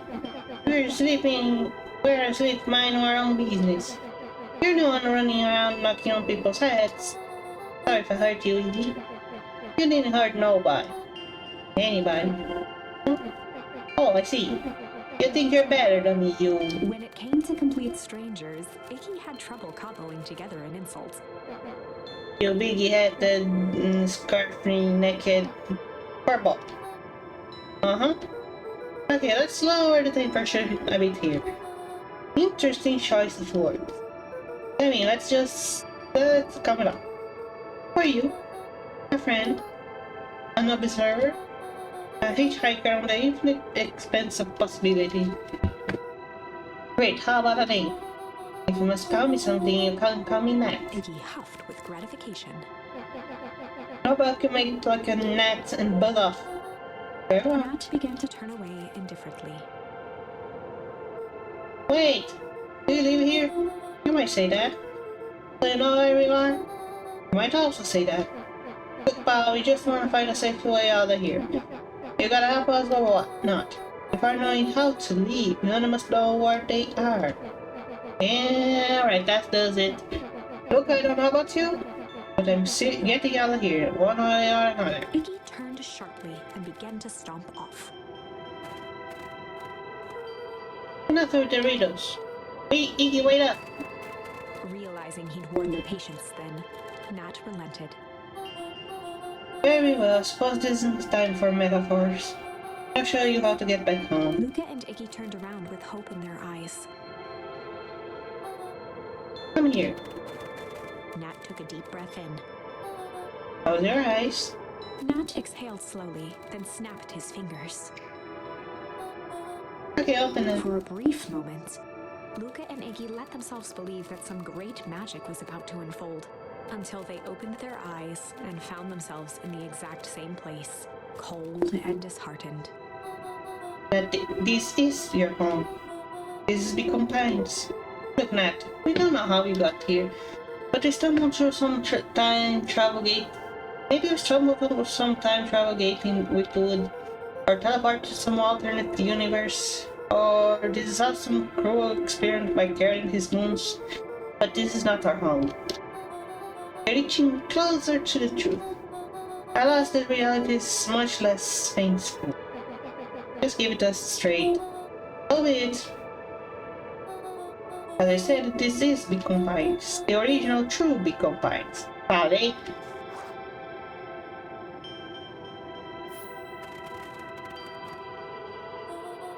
You both grew up here, but the town you called your home for the past several years is a replica.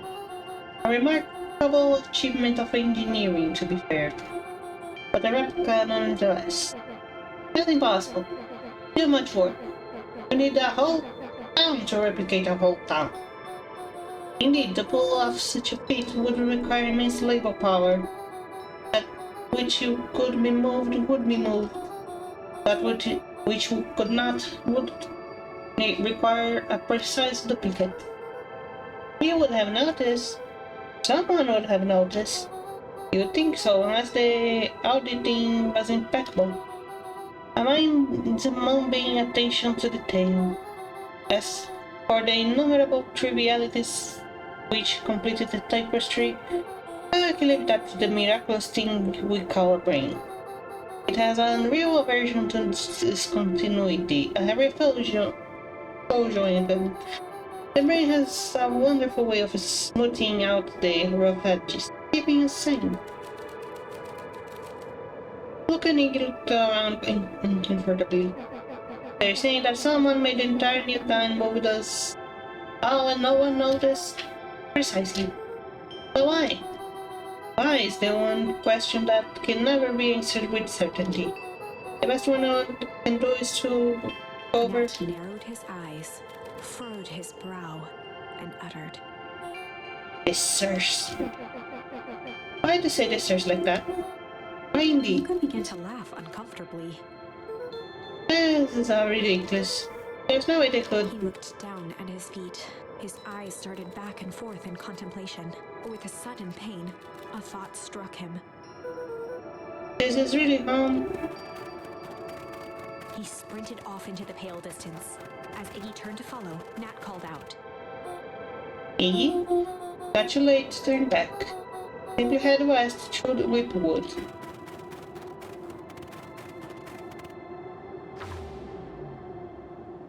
Chapter 6. The Source. Nat expressed his sympathy with a shrug and sauntered off as unassumingly as he'd arrived. He'd given Luca and Iggy what they needed, and nothing more. As Luca sprinted across the snow, the events of the past few days became clearer, pieces to a larger puzzle. Rollo said he was underground somewhere, captured. Mr. Kerr tried to cover it up with lies. The clipboards were hell-bent on capturing Iggy. It all seemed to point to perennial harvest. But right now, there was one thing that Luca needed to know. Luca stopped dead in his tracks. The tree was gone, uprooted and moved, leaving a raw gash in the earth. He dropped to his knees and dug wildly at the cold snow. His numb hands hit something hard, a headstone. A dry whisper escaped Luca's lips. You're here. All this time I thought I was visiting you. But we're here alone. There's no... Dad, I'm so sorry. We ruined your favorite spot in the world. Our favorite spot in the world. Dad, what do you do? There was no reply, just snow-covered silence. Why did you give me a slip like that? What if I couldn't find that, you jerk? Iggy finally noticed the tears welling in Luca's eyes and the snow-covered grave. Oh. Iggy, they stole his tree. Yikes. Suddenly, they heard the crunch of approaching footsteps in the snow. We gotta hide.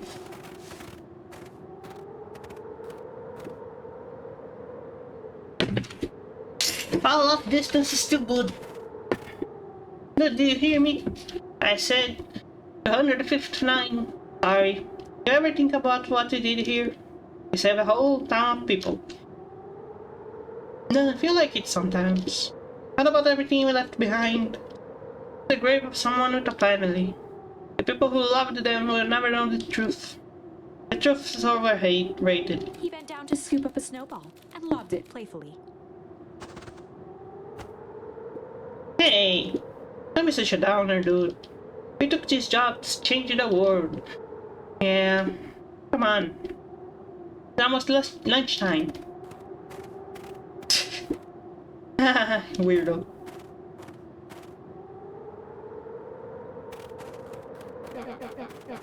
Yeah, I thought I was a jerk. His geniuses are out here finally dancing on graves. Luca stuttered through heaving sobs. I thought it was with him. I thought he was with me. I'm gonna lie, that's a bad break. Here's some He advice. gave Luca a solid smack on the back of his head. Hey! Who's any of this helping? Huh? Sitting here in the snow crying like some pushover. Who are you helping? Hey, look what they did. They lied to everyone. Blah blah blah. Look about her, you were a lot of things, but you ain't no pushover. What did I tell you before? When some jerk comes at ya, acting like a word ace, I should stand up for myself. Hell yeah. Here's his little merry little band of clipboards pulled off this switcheroo for a reason, right? Not mention something about a source. Luca wiped his eyes with a sleeve. Whatever's at the source must be awfully valuable to perennial harvest. Sure it would be a shame if something unfortunate were happen to this precious source, wouldn't it? What do you have in mind? If it's small enough to steal, we snatch it. If it's too big to snatch, we smash. And what if it's too big to smash? Iggy flashed a mischievous smile and cracked his knuckles. I'm always up for a challenge. Gonna make this right, Dad. I promise. Let's do this. Vamos ver como é que tá aqui a situação.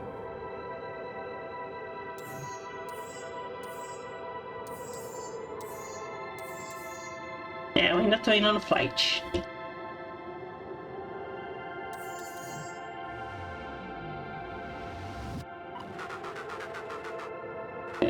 So register to stay put and conserve your energy. Help's on my way. Where's home? Where's my mom? What? Did you kill her?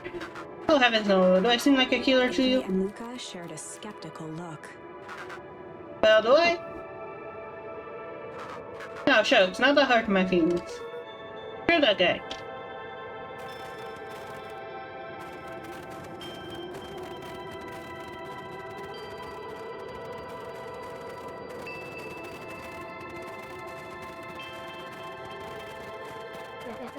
Wait a minute. This is the original town, and that means... Iggy darted behind a large pine and began digging furiously. He emerged holding a shoebox with a crude skull painted on its lid. What's that? Long story. So a few years back, I came into possession of some premium grade fireworks. Not the wimpy firecracker stuff they gives kids. The good stuff. So why did you buy it into that tree? That's the long part of the story. You and Ro are doing chores at the roast chicken coop. And you guys pissed me off for some reason or another. Luca rolled his eyes with realization. No, you didn't. Iggy stifled a chuckle. Yep. I just want to give you guys a little scare. But like I said, these were primal fireworks. So I might underestimate things. You blew up the chicken coop. I prefer to think of it as an incendiary redecoration. Sorry, but you should have seen the look on our faces. We all got grounded for months. Which is why I needed to stash the evidence in lay low. So I buried them under that tree. But when I came back for them later, they were gone. Figure some grown-up found them and tossed them. Iggy triumphantly raised the shoebox. Turns out it wasn't the fireworks that got moved, it was us. Unbelievable.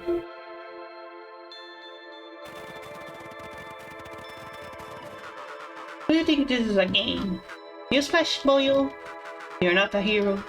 You're a little brat who's in way over his head. A hero is just someone who refuses to keep up. Comics these days are rotting children's brains. Everyone thinks they're a spaceman superhero. I'm always partial to Hank Atomic myself. That's so. Do you really think you have a chance against us? You have no idea how powerful we are. Prepare for a blast off, loser.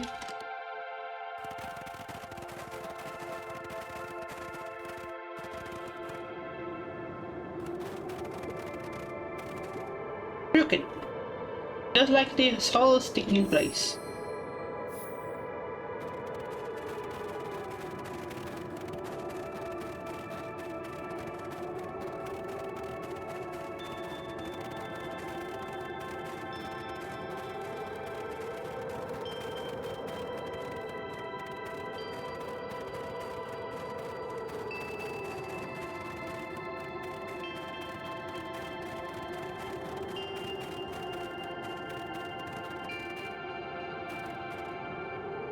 Luca and Iggy inched up to the edge of the hole with bewilderment in their eyes.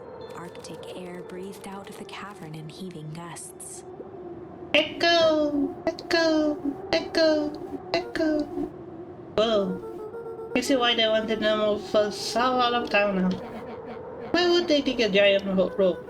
I think this is it. This is the source? It's a dang hole? How do you smash a hole? Oh, it's much more than that, my annoying little friend. Here, where's Rollo? I wasn't lying before, he's safe. Well, safer than you two, at least. That's cold. You just had to drag me all the way out here, didn't you? Mr. Kerr gazed down the abyss in contemplation. Well, really, it really is something, isn't it? What did you do to our town? That's all it is. Well, that's a deuce of a question. Or the monologue. This is the source where they collect the unrefined, Kerr scratched the back of his head. Honestly, boy, I don't understand any of this well enough to explain it. But fact of the matter is, I'm not paid to know. What do you mean, don't know? Ain't you in charge? Oh heavens no, my role is merely to flash a winning smile and manage various complications. Complications, I guess?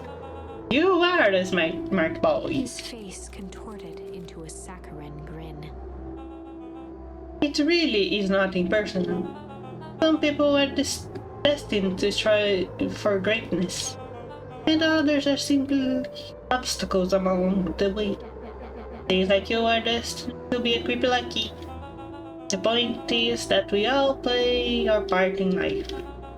Mine just happened to be a lead in the role of a lifetime, and you happen to be extras ready for your curtain call. We ain't giving up without a fight. Your smile's not gonna be so winning after we're done with you. Now, boys, there's no need for melodrama. It makes even a professional such as myself embarrassed for you. Let us change the mood a bit. Kerr snapped his fingers. Scene change. There, that's better. Deal with them. Iggy turned to Luca with a sly glance. Where's marking? Because I have a box full of fireworks and you don't. Iggy waved the box into the air, threatening to drop it down the hole. Ah, let's not do something regrettable. Because I know regret's one of my specialties. Out of curiosity, what would happen if I threw these in your precious hole? Nothing at all. You're a terrible liar. I'll have you know, I'm an exceptional liar. That's far enough. Iggy plucked a single bottle rocket from the box and held it up with reverence. Stop, you fool! Call off your guns. After a long pause, Mr. Kerr flung up his hand with frustration. Very well. You can all head back for the night. It's been a long day. I'll handle these two from here. Mr. Kerr sighed into the frigid air. Just us now, Iggy. You can put that down. What, like A this? nonchalant flick, Iggy tossed the firework into the hole. Whee!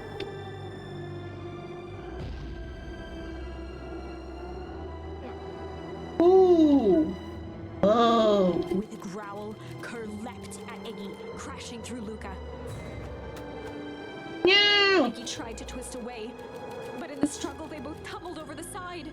Luca dove forward, bracing Iggy's hand just before it slipped.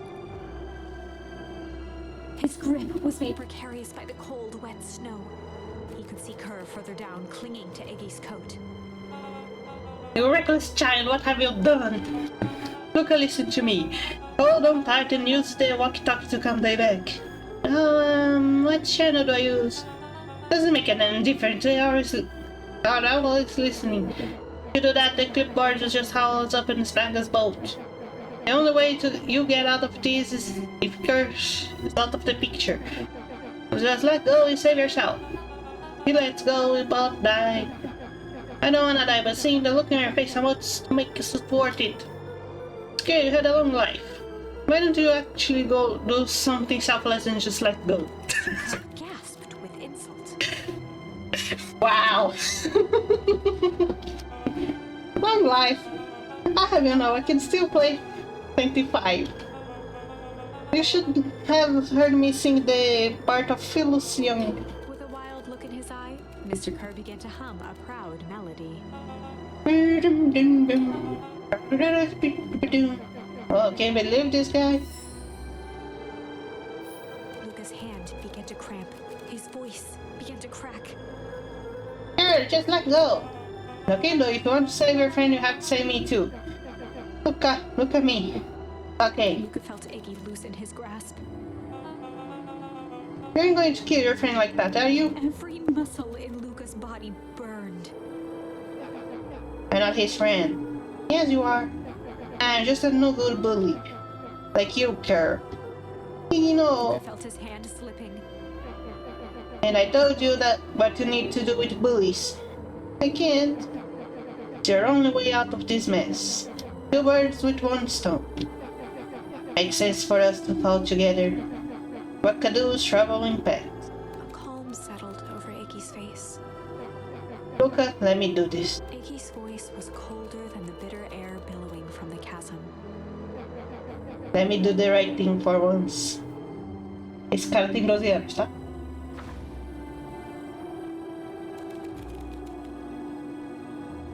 Luca had no choice but to his requests. Oh não, eu posso escolher Eu tenho uma escolha dessa vez.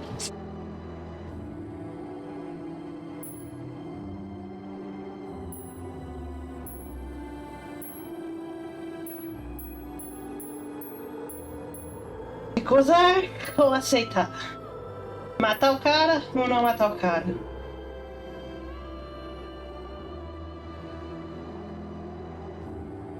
Eu acho que esse aqui vai dar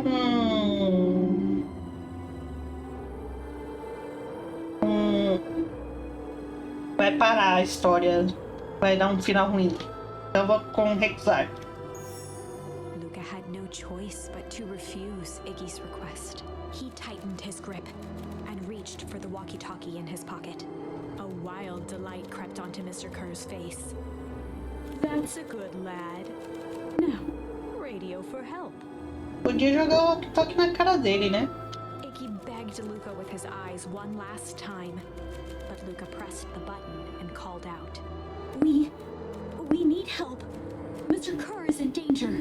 It wasn't long before they were once again surrounded by clipboards. Mr. Kerr sighed with relieved frustration. There you are. You really are a worthless lot, aren't you? Mirror, now. A clipboard dutifully produced an ornate ivory hand mirror, and Mr. Kerr began preening his tousled hair. Ah, that's better. Mr. Van Horn, I applaud your sharp thinking under duress. I'll put in a good word for you with the founder. Take them away. A swarm of hands overpowered Luca. The last thing he saw before a cloth bag was pulled over his head was the defeated look on Iggy's face. The end. I think this was one of those times where doing the right thing was the wrong thing. Por isso que eu fiz de propósito.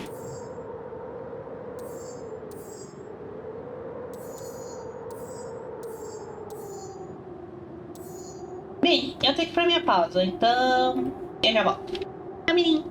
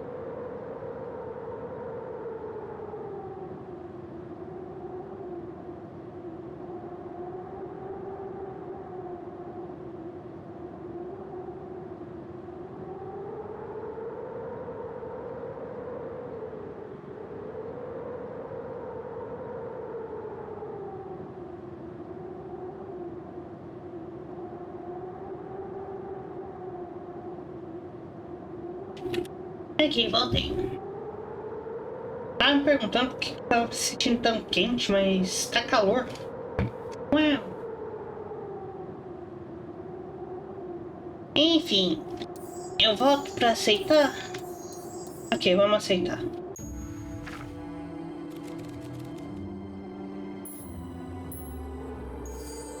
Luca had no choice but to accept Iggy's request.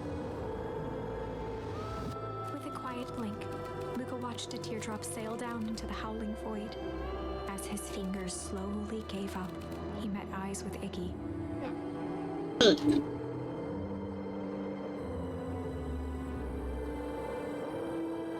The two silhouettes were swallowed by darkness.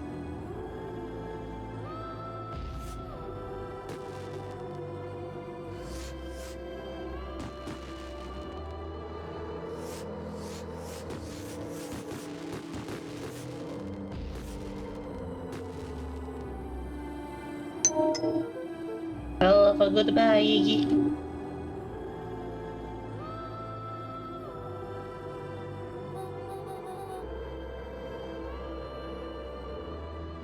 Tá sentindo frio? Eu queria estar sentindo frio. Mas eu tô num lugar fechado. Tem tanta calor. Luca, you should really step back. What? Quickly.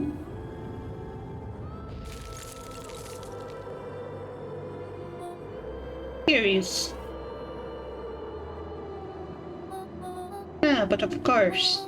Those fireworks of Iggy must have been just the right amount of energy. Should get out of here before perennial harvest arrives. Why did you tell me what just happened? Your friend's sacrifice just saved this town. For a little while, anyway. Now, Naples Laclamine is a peculiar substance. It can change the relationship between matter and time itself. But doing so requires unfathomable energy. In a closed system, that energy can only come from its surroundings. A useful side product of this property being by adding precisely the correct amount of energy to it, one can create a cryogenic cascade. So the gunk makes things cold and the fireworks make the whole freeze over. That's one way of putting it, yes. As dumb luck would have it, the fireworks aren't strong enough to generate a runaway reaction. Shudder to think what would have happened in that case. We have some idea what that would look like. It will take them a good while to safely break through and access the source again. You know all this stuff, why haven't you been helping? I have been, in my way. Each of us has our role to play. Iggy's role, turns out, was to buy us precious time. Mine has been to observe and wait. Wait for what? You. Me, why? What's my role? A fierce twinkle flashed in Nat's eyes. Luca Van Horn, you are going to save the world. With a chuckle, Nat turned and walked west. Dumbfounded, Luca followed behind him, trudging through the snow. Every step taking him further away from everyone and everything he knew, and closer to destiny. To be continued in Beacon Pines, Pines Harder. Revenge served cold. Second time's a charm? Wait, that's it? This ends with a crummy cliffhanger just when it was getting good? I was even starting to like Iggy. What is that? I refuse to be associated with some never-ending parade of sequels. Let's go back and find something more definitive. Poxa! Tem que tão interessante.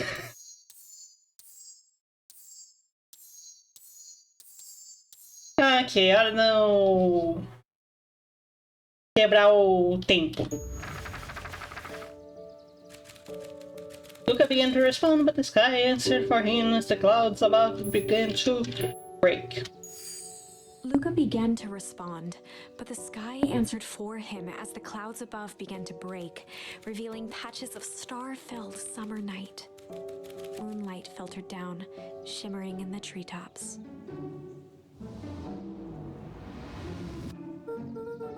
sure you gave me the role? You're not going home? Well, I promised Rolo I'll tell him about. Lucas stopped himself mid-sentence. Promising him you'd tell him what? Need help, Bob. We're thick as thieves now. There's just secret you gotta tell me. Okay, I can come to the treehouse and tell you both what happened. Heck yeah! After the foul heart, the Valentine, Lucas saw Beck skulking by the gate. You're telling me there's nothing mysterious or creepy about this place? Mostly boring and empty. I refuse to believe that. Big spiked gate, gloomy mansion, rich with creative wonders. Even smells shady. Beck grabbed the wrought iron bars and shook the gate. Mark my words, you decadent nightmare house. You will reveal your secrets to me.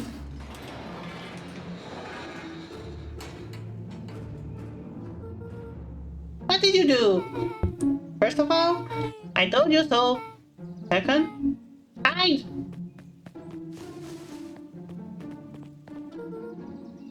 That's Harriet Valentine. Who's she talking to? Shh. I expect you to return that suit in working order. Of course, as long as everything proceeds as planned. There's nothing to worry about.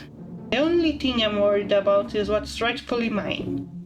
If that means making some unsavory alliances, so be it. Couldn't agree more. There comes a time to suspend the hostilities. I'll deal with our common threat. Now this is what I was talking about. Beck's voice was an excited whisper. Proper shady stuff. Someone in a suit like that tried to grab me yesterday. Seriously? Shh. You do understand that when this all inevitably fails, I will deny everything. I wouldn't expect any less of you. You just worry about your part in this and let me handle the rest. Can't wait to see the look on that Rubeker's face. Yes, the truth will come to light. I'm still surprised you are so comfortable with the potential collateral damage. There's one thing I learned. That change is painful. Oh, expecting shady. But that's just flat out super volatile. But don't mind me asking. Why? Why are you doing all of The this? mysterious figure retracted their mask, hair pushing out from all corners. Family. A chill ran down Lucas' spine. His vision blurred. Beck stifled a sharp wince, and Luca looked down to see himself wrenching her hand. An answer I can certainly respect. Gran tousled her hair back under the face mask. Just remember, keep everything nice and normal until the festival. Don't need lessons in rousing suspicion. Gran gave Eris a curt nod and disappeared into the night.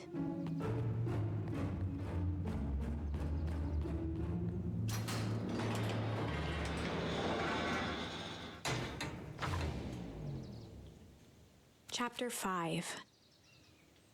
What big ears you have! Lucas sat shivering in the bushes, staring at his feet. After checking to make sure the coast was clear, Beck gave him a gentle tug on his sweater.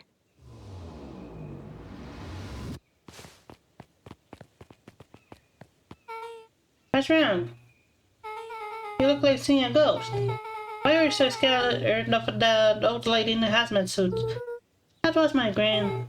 It was your gran. Yeah. Okay, well, I'm sure there's a perfectly reasonable explanation for all of this. Let's just get to the treehouse and figure things out there. Lead the way.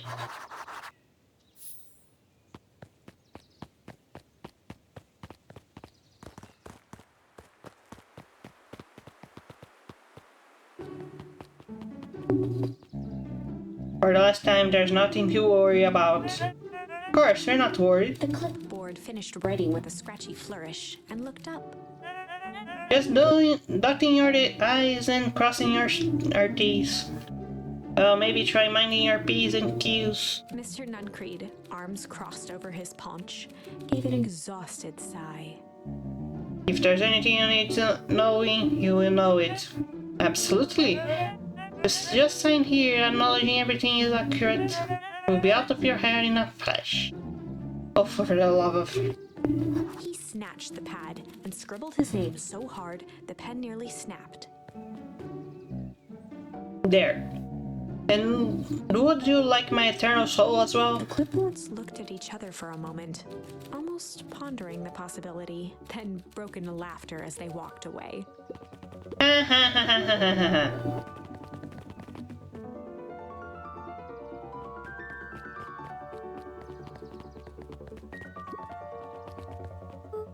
Hi, Mr. Nuncrete.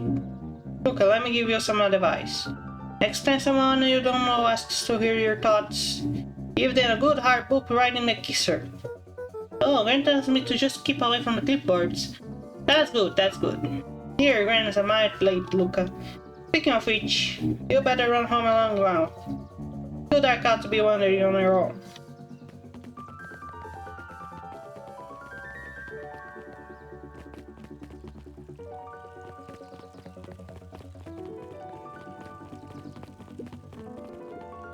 Instead, you seek to be relevant in no time question.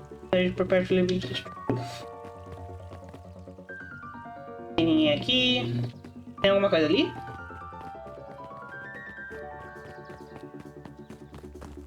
O problema é que eu tenho que inspecionar todas as áreas de novo, né? Porque vai que eu perdi uma palavra.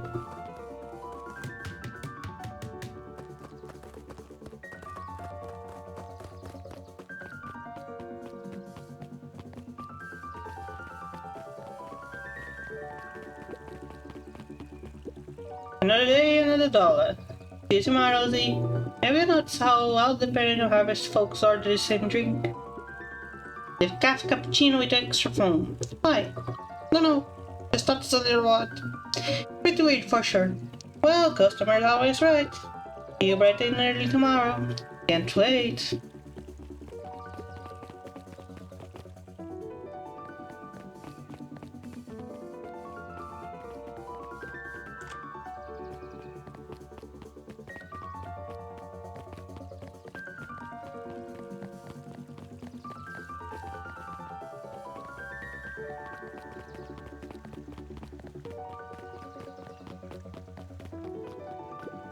William Kerr and Gus Valentine proudly surveyed the half-covered festival banner. All coming together quite nicely. Couldn't have done it without you. Gave a half-hearted shrug. Not sure about that. Nonsense. That reminds me, I wasn't able to take your sister for her contributions. Yeah, she has been disposed of late. She doesn't look much like me, does she? Oh no, that's not it at all. She's just been busy. Of course. Regardless, I would be forever grateful if you could pass my thanks to her. The History Museum adds a real air of importance to the whole affair. And we couldn't very well celebrate the stars of big companions without including the Valentines. My father was a great man. You're then to think he was. Kerr locked his arm on Gus's shoulder. But I mean the entire Valentine family. Present company included. Can I ask something, Mr. Kerr? Call me William. Ask away. William, why are you doing all of this? Gosh, I never felt one needed a compelling reason to throw a party. Not just a festival. All of this. There's gotta be 100 down under lucky towns out there. Why is Perennial Harvest so interested in helping big companions? You know what I love most about the agriculture business? Seeds. Seeds? Yep, little bundles of potential. With a glimmer in his eye, Kerr gestured grandly toward the horizon. You treat a seed right, nurture it, feed it, and it can grow into something truly special. You see potential here? Undoubtedly. The seed of greatness is already under our feet. All it needs is a little nudge. And the right leadership, of course. Oh, good night, Mayor Valentine.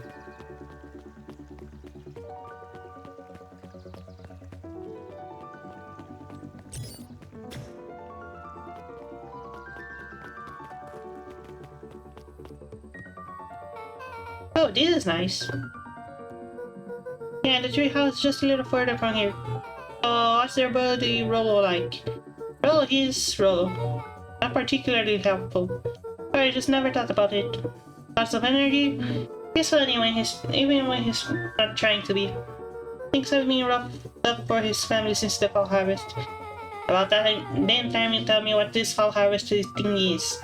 Kinda long story. Hit me with the highlights. Okay. There used to be a fertilizer company here called Valentine's. They're kinda big deal. Oh, big deal fertilizer. But it was a big deal to us. Their stuff really worked. Farmers loved it. So Valentine's grew and grew. Big combines pretty much grew around it. Most of everyone in town either worked for Sharper Valentine or used his fertilizer. Things were good. Possessing a big butt. Around 6 years ago, Sharper Valentine suddenly died. Something changed. Changed how? Being a bad batch. Maybe it was in the water, or air, or soil. Nobody knows. But all the crops died. And everyone blamed the Valentines. The fall harvest. Yeah. Valentine's fertilizer went out of business. Half the town lost their jobs. Sheesh. Next year, the crops came back, but something was different. You plant a crop, you do everything right, and sort of crap through what happens. And no one knows why. Yep. I take it Rose Farm's got the short end of the stick. Yep, for some reason, their farm was hit harder than others. That sucks. Things have gotten better since Perennial Harvest came to town. The big combines were born initiative. Yep, first thing they did was give the town a deep scrub. They even put us up in our hotels on top for a week while they decontaminated the groundwater. We better get going. Se eu desconstruir uma cidade inteira do nada. Do zero em uma semana.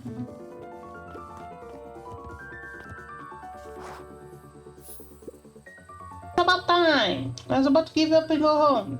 Who's the new kid? Name's back. You must be Rollo. See, my reputation precedes me. Welcome to Mission Control. Rollo waggled his head with pride. You'll find we spare no expense in construction. I've seen worse looking piles of junk. Thanks. Hey, look, you know the security concerns we talked about? Yeah? While I was waiting, I made some improvements. Let me lock this babe down for a little test filtration. Can't be too safe these days.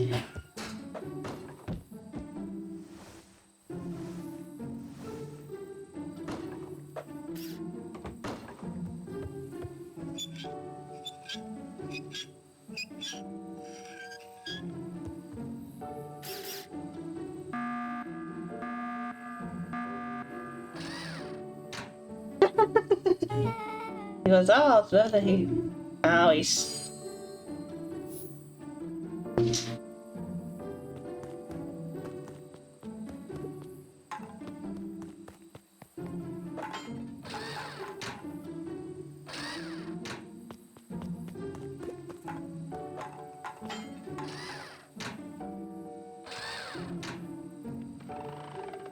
Oh boy.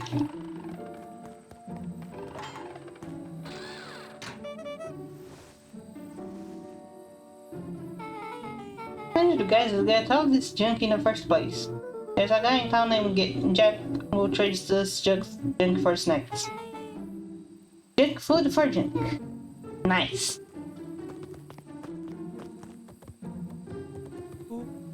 So, pretty sweet security, huh?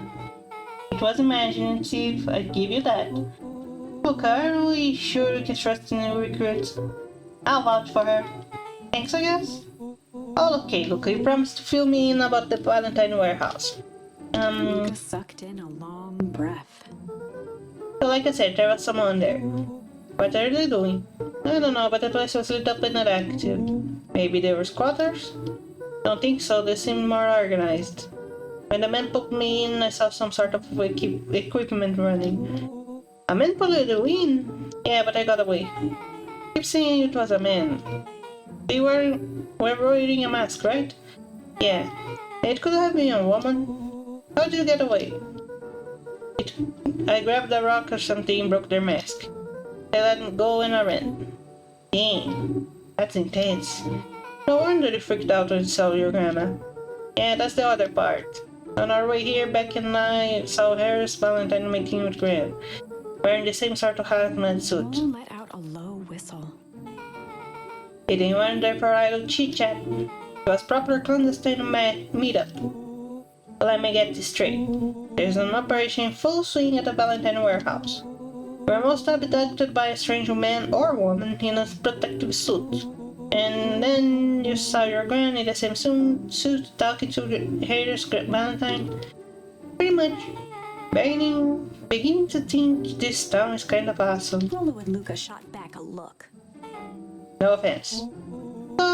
So we can logically conclude aliens or alien zombies have infiltrated the town, and their leader is your gran and she tried to murder you. First of all, and for the last time, there are no aliens. Second, it couldn't have been my gran at the warehouse. I broke the person's mask to get away. The mask Gran was wearing wasn't damaged, but she's definitely hiding something. Maybe. Your gran is weird, but she might be the most boring person in the universe. All she does is sit around all day making jam. What could she possibly have to hide? I don't know, I haven't talked much since she moved in. Moved in? Your gran isn't from here? No, she came a few months back to take care of me after his mom went missing. Did you know your gran before? Not really, no. Been years since I seen her. Luca, don't take this the wrong way. But are we sure your gran is on the up and up? Luca gazed out the window. I'm just saying.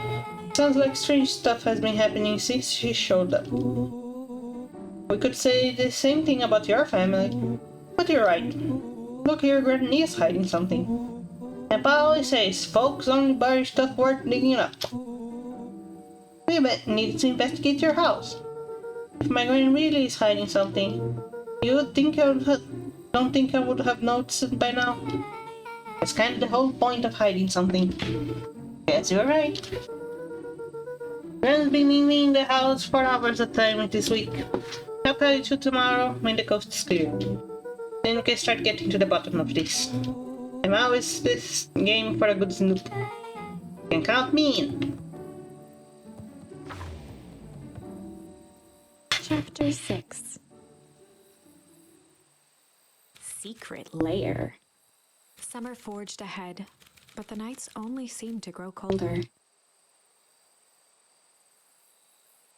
Luca walked home slowly under the pale starlight, cautious to avoid any more surprises lurking in the shadows.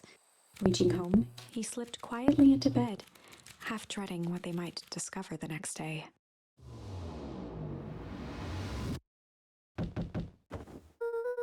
What time is it?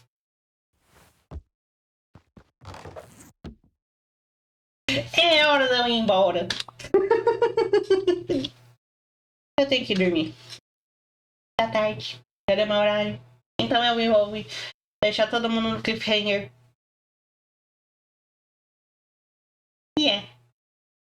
Enfim. Muito obrigada pra todo mundo que veio. Amanhã, 9 da noite, horário de Brasília, a gente continua com Beacon Pines. A conspiração tá gigante aqui. Altas tretas. Enfim. Obrigada. Boa noite. E eu vejo vocês depois. Até mais.